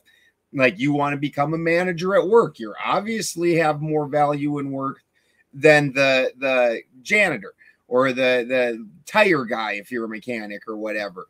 Well, if a woman's value in that system is based off of her partner, so she doesn't actually get to go out and develop her own worth, well, then how the fuck is she supposed to not be hypergamous?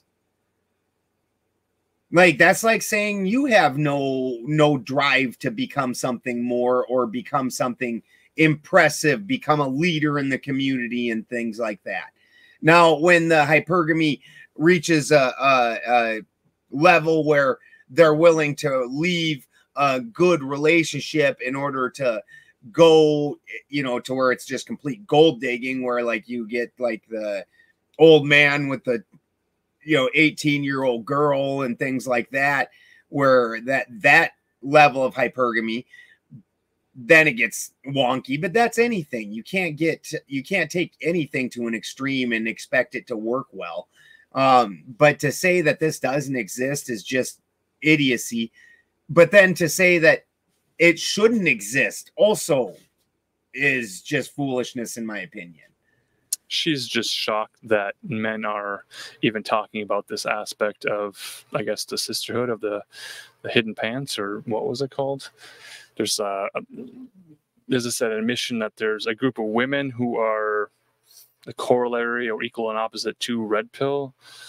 I don't know what that is, if there is one thing. This idea of hypergamy, where you kind of climb this marriage ladder, so that it's assuming that women start out poor and impoverished in the lowest caste in society, and that by meeting men and marrying up and upgrading herself to get better clothes to attract better men, at some point says that, well, she's gonna leave you. This is kind of acknowledging that, not denying it ever happens. But then she's surprised that conservative upbringing and strong male figures, so having a father and brothers in the family that she admires, is something that men should look for. She was shocked that men would look for women who have this sort of conservative family values quality in them. I don't know how that applies to hypergamy, but she's mentioning that. My mom always says that her mom, my grandmother, used to say, you could love a rich man just as much as a poor man. However, most of the women in my family dated people from pretty much where they were class-wise. My grandmother was one of the Rosie the Riveters, so she worked. She was a working woman, and all of her daughters were working women. So I think, interestingly, does hypergamy just apply to financial status, or does it also apply to they're looking for the top 20% in physicality and looks? Every aspect of Yeah, the man. Okay, because I definitely could see that, especially, you know, when you're younger, that it didn't matter if a guy was doing anything with his life, as long as he was good looking and, you know, kind of had that confidence and that swagger, then that he had more women interested in him. So, but yeah, I mean, is it so surprising that someone would be looking to marry into a family that is, you know, doing as well or better than them? I mean, that's pretty much just the way society is set up. But I don't know that women are necessarily really out there seeking that. But I'm not one of those men, so maybe I wouldn't know. Yeah, I think it's not as much of a consideration anymore. You know, we've had too many, you know, oh, we're halfway there, oh, living on a prairie, you know, shit like that, where it's at one point in time there was recognition that also the change in that is our welfare system. So our welfare system has made it so there's never a dire consequence. And given the lack of a dire consequence with it, I think that's really taken away the bite of this, where at one point in time, I think this was a heavy consideration.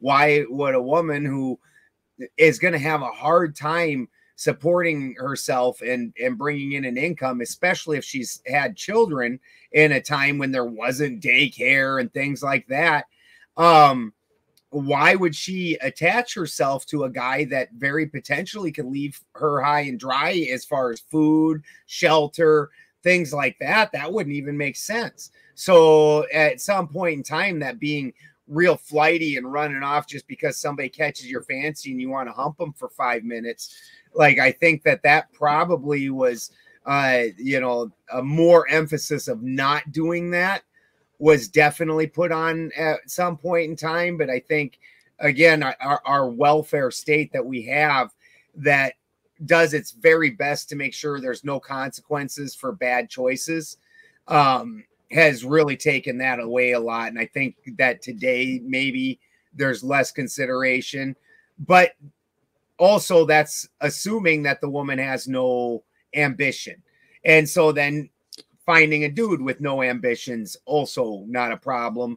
They are on the same level, where hypergamy kind of, it has baked into it an ambition. So she's going to need an ambitious guy.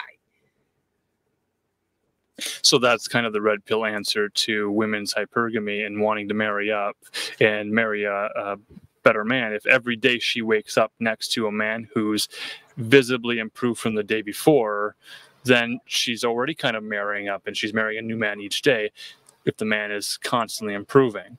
So she's probably saying that because men seem to settle in their own situation, becoming couch potatoes, retire to their man cave, never improve, then she's looking for the guy who's going to get her to the next stage of life. So that might be an unevenly yoked sort of situation. They're talking about dowries in chat.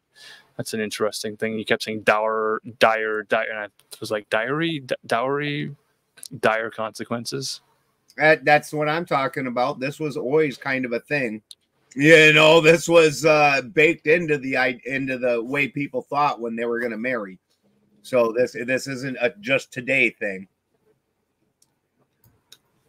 Yeah, and I would think it would be encouraged even more by the girl's parents for encouraging her to find someone that can take care of her financially. And so, yeah, I agree with you, Ben. It's kind of built in. Well, and the fact is when you're young, you don't make good choices. And when, again, full of hormones, and the things that are going to become important to you later in life they don't settle in until later in life for some reason. You know, I've got 3 daughters, each of them are adults, and you betcha when they, like my oldest daughter, she's married, has a kid, you know, 2 kids, you know, she's a manager at the bank, has a nice little house, all that. When she was 15, she was dead set for fucking this gothic boy, and she was gonna kill herself, but he was gonna leave him because, you know, he was just so blah, blah, blah. You know,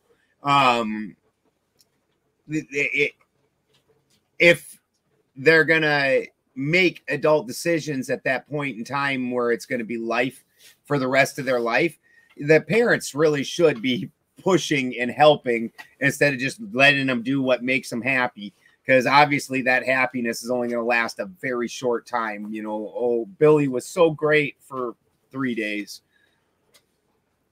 We're not seeing a whole lot of talk about what role parents are going to play in this dating and mating game. A lot of the red pill philosophy and the reaction to it seems to place the individual as a separate atom apart from everything else, not understanding that there are social systems in place and all your actions have reactions and everything is connected to everything else. The spiritual aspect has not really been addressed at all in any of these points that either people have brought up tonight. Yeah, good point, Marcus. Yeah, that's the spirituality is completely lacking from this, and it just points to a very mechanistic worldview, and that these guys took data and kind of looking at it rationally, but that's not how the world works. If you look at something completely intellectually, you're missing a huge aspect of what's going on. So then number 4 reads that women need men more than men need women. And this woman has got her champagne and she is laughing and laughing and laughing at the statement. Yeah. This is a real dumb girl thing that is in today's world, where these women live inside of a world that men made. And then, and because they don't ever look at into the dirty undercurrents to see what's making that work, they don't. They think that they can survive without men. And the flip side, obviously, men can't procreate without women. So it's a real interdependent system. But absolutely, like these women are just absolutely foolish. They don't think that literally 99.99999 to the point where it only because it's a percentage does it not say 100% of men or linemen are that run your electrical and bring the power to you are men. The people doing the super heavy dirty jobs, carrying steel beams and riveting them together and doing all those super horrible, dirty things, because this woman's rich and doesn't even look at those type of people and doesn't realize they exist. She can, in her brain, somehow think that that she doesn't need them because she doesn't acknowledge them. It just tells you how worthless she is as a human being. We're very codependent on each other. But absolutely, the world does not function without men. Women aren't out throwing chain on an oil rig. Women aren't running your electrical. Women aren't doing any of those things, nor should they. They don't have the physicality for it. They aren't stupid enough to do it. Like, men have this stupidity when it comes to physical danger. Like, we think it's great. Like, oh, fuck yeah, let me go do that thing where I'm going to almost die. Like, men are all about that. Women, they're not dumb like that. She says that women are the gatekeepers of sex, while men are the gatekeepers of commitment. Point number 5 seems to suggest that women's gates get rusty over time, saying that women are depreciating assets. Again, I guess this is what she is claiming that the red pill community is saying. She's trying to make the red pill community look as terrible as possible and not get into any of the, positive things that they may be helping men with. This is just making it seem like the red pill community they all hate women and they don't need women, and it's kind of more focused on MGTOW. But yeah, I mean, I didn't hear that in the last list we read. I mean, MGTOW's not red pill, is it? Because MGTOW, aren't they supposed to just not? Isn't that more black pill where you just don't talk to women at all? Well, I would think that the idea that men don't need women is a big part of MGTOW. But I did hear that it was considered part of the red pill community, where it's, men kind of saying that they don't need women as much as they think, and they need to maintain that attitude. And then that would be separate from incel.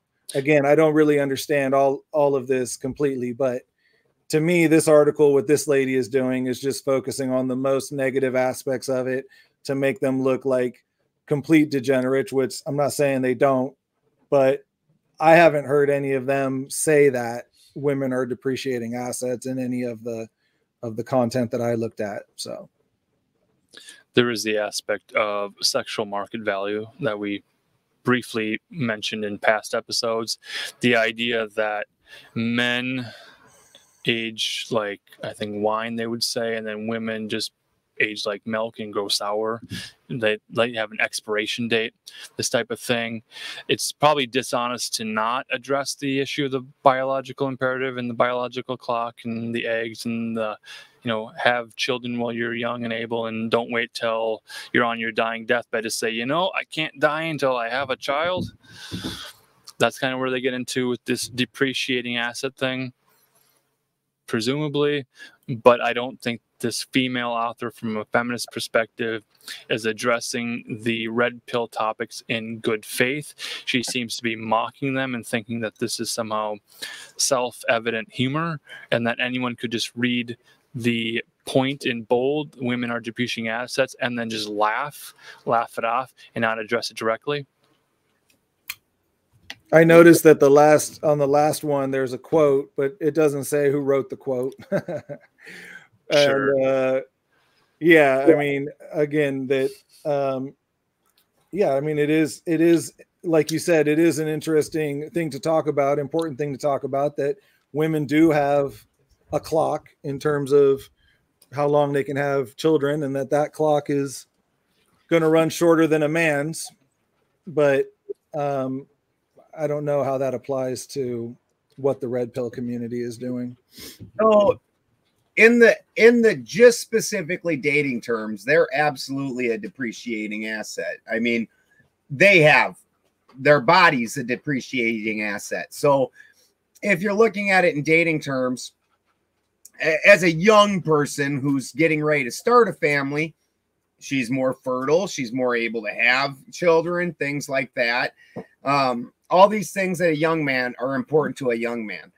Now, when you're single, that's the only time that your age is a depreciating asset, though.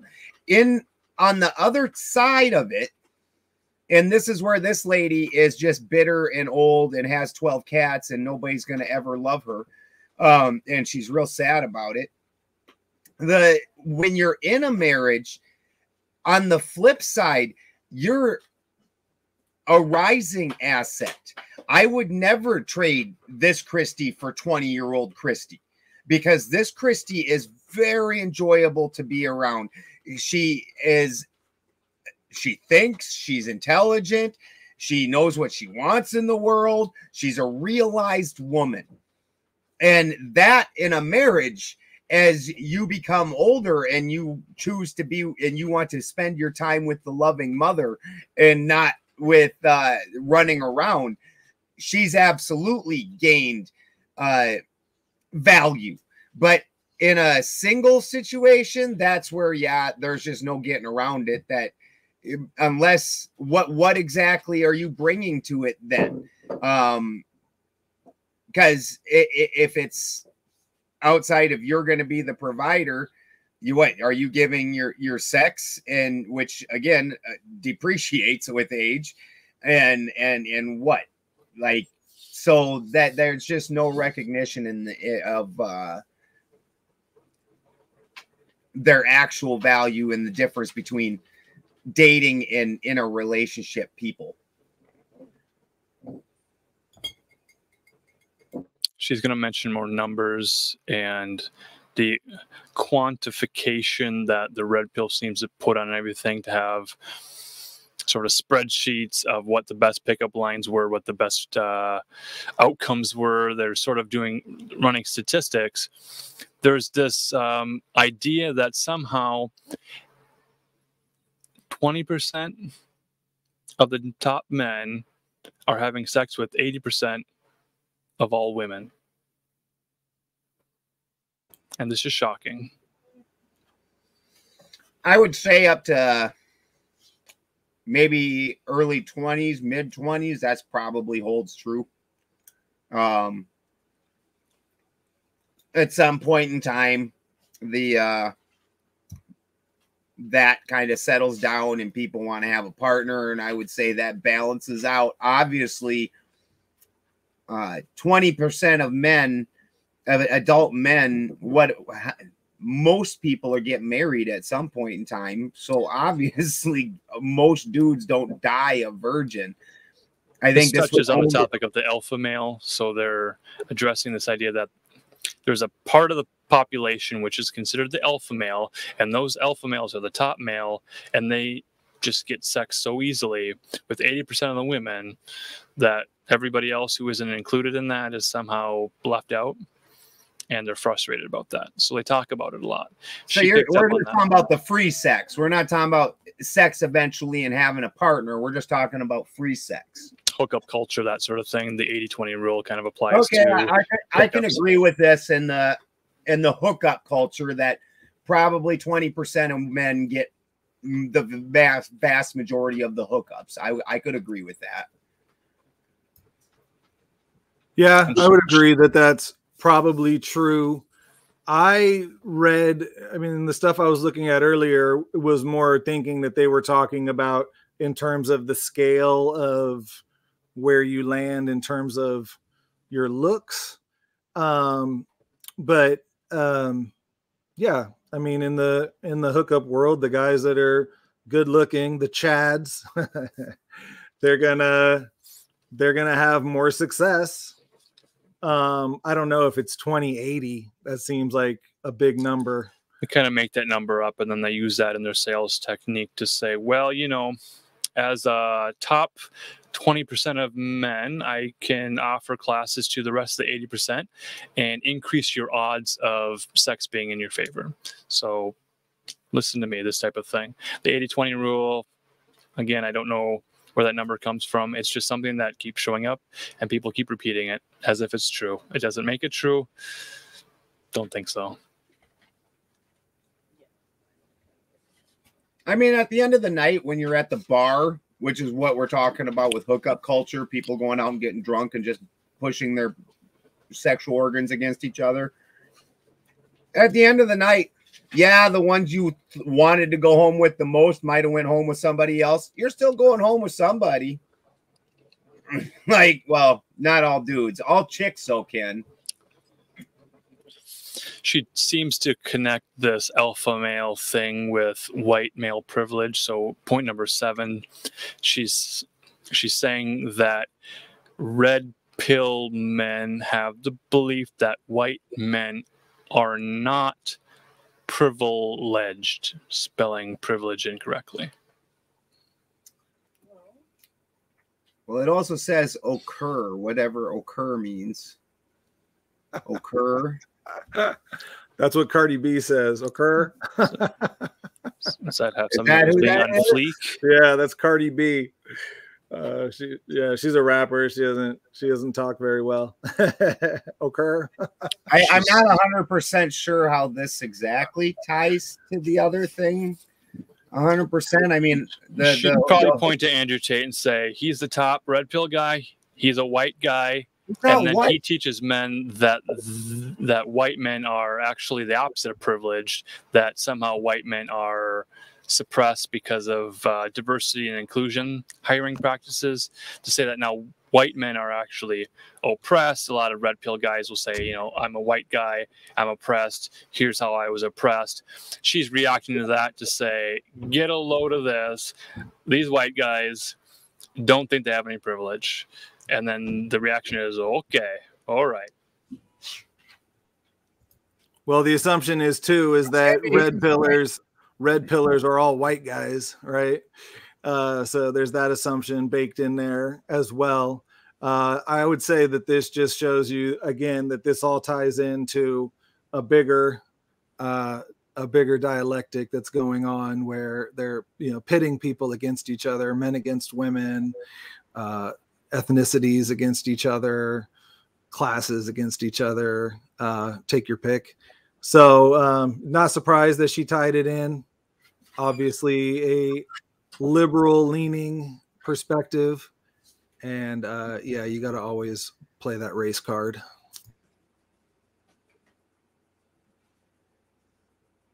I don't know if I'd call that dude white.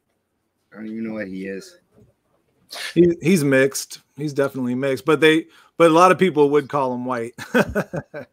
And they would say he's privileged. And then the red pill men who would gather to say, you know, just because I'm a white guy doesn't mean I was born with a silver spoon in my mouth, doesn't mean I have a trust fund or family wealth or in at a family business, meaning this sort of nepotism, to say that white men have different challenges in their life is a nuanced statement. But for this idea to be reduced to the shock of finding out that a community of men who are probably assumed to be white, that's a huge assumption, and for this feminist to make it a big point in her clickbait 7 most shocking beliefs of the red pill community as her big zinger at the end, to say like, hey girls, these guys think they're privileged or not, get a load of that. Okay, right? I mean, white privilege period is just a dumb fucking thing. I mean, absolutely, you get advantages depending on what community you're in. And if you're black, you get advantages depending on what community and who you're dealing with. And if you're Indian, if you're Chinese, you know, if I dated a Russian chick, if she went into the Russian grocery store, she paid a different price than I would have. Like 100%, it's just how it works. If people, when dealing inside their own communities, usually get treated a little different than people from outside their communities. And that's just the world. Like, there's not any specific, I get to walk into anywhere and I'm a white guy and I don't, I suddenly have a different set of rules or laws that apply to me. She's sort of warning women that red pill is going to be the pipeline or the gateway to lead them to radical right-wingisms or white pride or white nationalism or maybe Christian nationalism or something. So she's sort of having these baked-in assumptions, and on top of that, she's bringing up the race card. So Christian nationalists are usually into hookup culture these days. Because that's where I'm having an issue, because during this entire red pill thing, most of the things that they were trying to promote wouldn't draw a traditional type wife in any way. So obviously these people aren't holding Christian values or anything. They aren't right wing. They're not trying to be traditional. They're just trying to be fuckboys or something. Well, part of the white privilege in her mind perhaps might be that being white means you're born into an American Christian nation, these types of things. So she's operating on a whole collection of assumptions from her feminist perspective while trying to critique the worst aspects of red pillism without even addressing those issues, but basically at the end pulling out the race card, saying this is racism, this is sexism, none of the rest of the cards. misogyny. Here's the race card. So maybe that's how she shuts down the debate altogether, to say, can't even debate these guys. I can't even believe they'd even bring these points up. I'm shocked. Well, I tell you. Also, didn't you mention, Marcus, that the individual who reached out to you was dealing with censorship, right, of his ideas? So again, this article, goes to promote the idea that these thoughts are dangerous and these ideas are dangerous and they're spreading and then they're going to lead to this. And well, does that then prove the point of the soft power of feminism being able to silence men's communities? There's also the aspect of men's rights activists.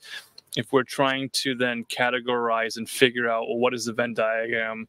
If there's an entire species of men, the male species, and their literature and their wisdom, I don't know that that's necessarily the manosphere, but it's implied that the manosphere covers everything masculine, male, and men. So then within that, there'll be pop-up communities that might be focused on men's rights. So those are the men who have been married, have been divorced, are paying alimony, are trying to fight for custody. That's a certain area of the manosphere that has its own suppression and pushback and censorship. The MGTOW community is sort of its own little thing.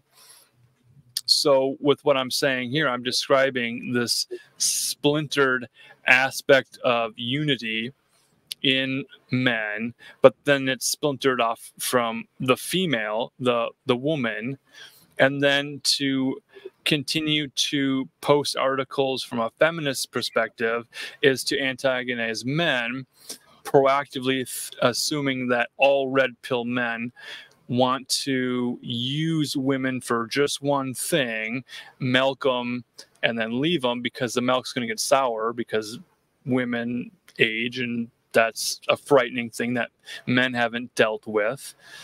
It points to a lot of immaturity and a lack of spirituality and coming to terms with this is life and we're living it, and how do we best live it? So last week we did talk about wanting to write in the positive, in the affirmative, maxims, truisms, principles, and things that would strengthen men and sharpen iron with men. Do you guys have thoughts on how we could rewrite some of these things into the positive, into the affirmative, into actionable directive for a hoo-ha sort of military recruitment scenario? Well, I definitely, number one would always be become your own man. And it's only through becoming your own man that you're going to attract a woman that you truly want.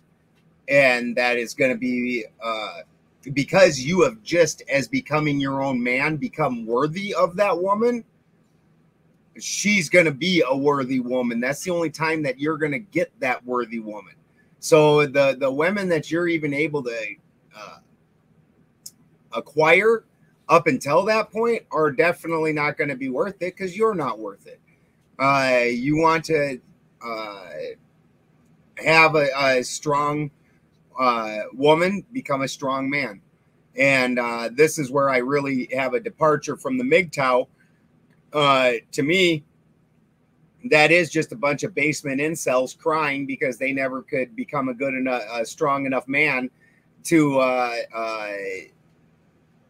have the relationship that they're crying around that they want.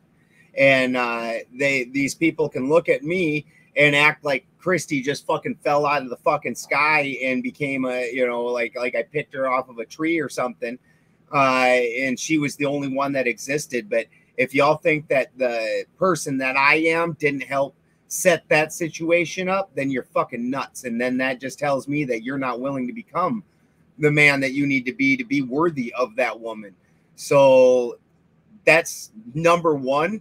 And from there, the rest of it gets real fucking easy. We don't even need to make a list. You become that dude, it'll all fall into place. Yeah, I agree. Anything that's focused on self-worth, improving yourself, not being so obsessed with attention from women, that's not the ultimate goal of life. Those parts of it are there is some truth to that. It's just being applied to hookup culture, so it ends up being less meaningful.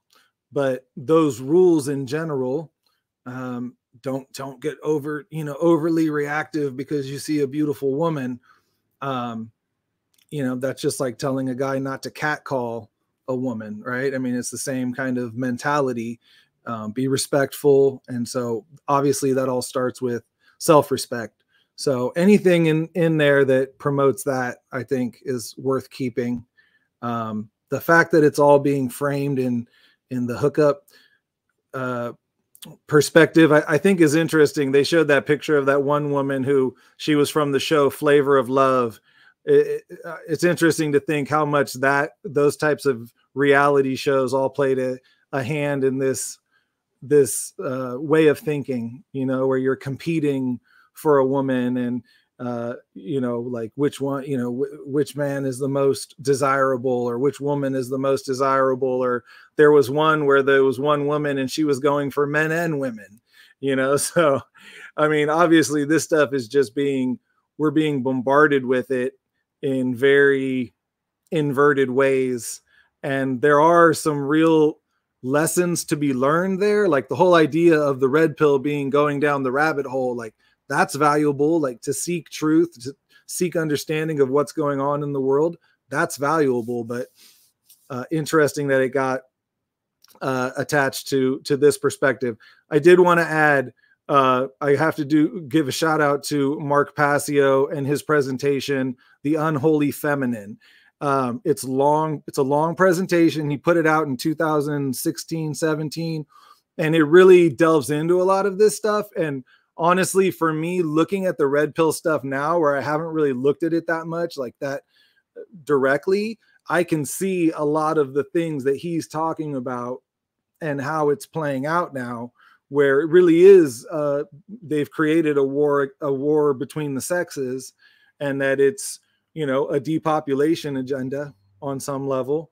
And so it's a long presentation, and it because it's a presentation, you don't get all the name called, you don't get called names. But it is pretty interesting just to look at the occult influence on this and the social engineering behind it. You mentioned the inversion. I think what we were most appalled by is the fact that so much of these lists contains the thou shalt nots. They were inverted. They were not in the affirmative. They were not in the positive. So a simple thing to do immediately is to begin to think in terms of what you want and beginning to attract that which you want.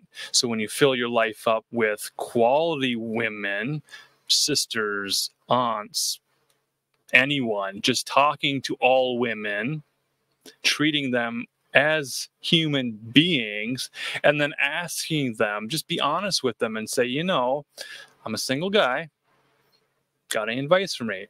What can I do to improve? Talking with them, engaging with them, working with them, not working against them. So attracting what you want and then attracting more of what you want would go into having the mission. So if you know that you want to eventually have a relationship with someone, and you probably do, begin to work towards that goal. So much of the red pill stuff sort of gets you going in circles. It sort of gets you to, go through and evaluate yourself on a qualitative way to like rate yourself, or then causes you to doubt yourself. So then you begin to see the areas where you're lacking in confidence, where you're lacking in skill, and then it causes you to need to seek out help from guys who don't care.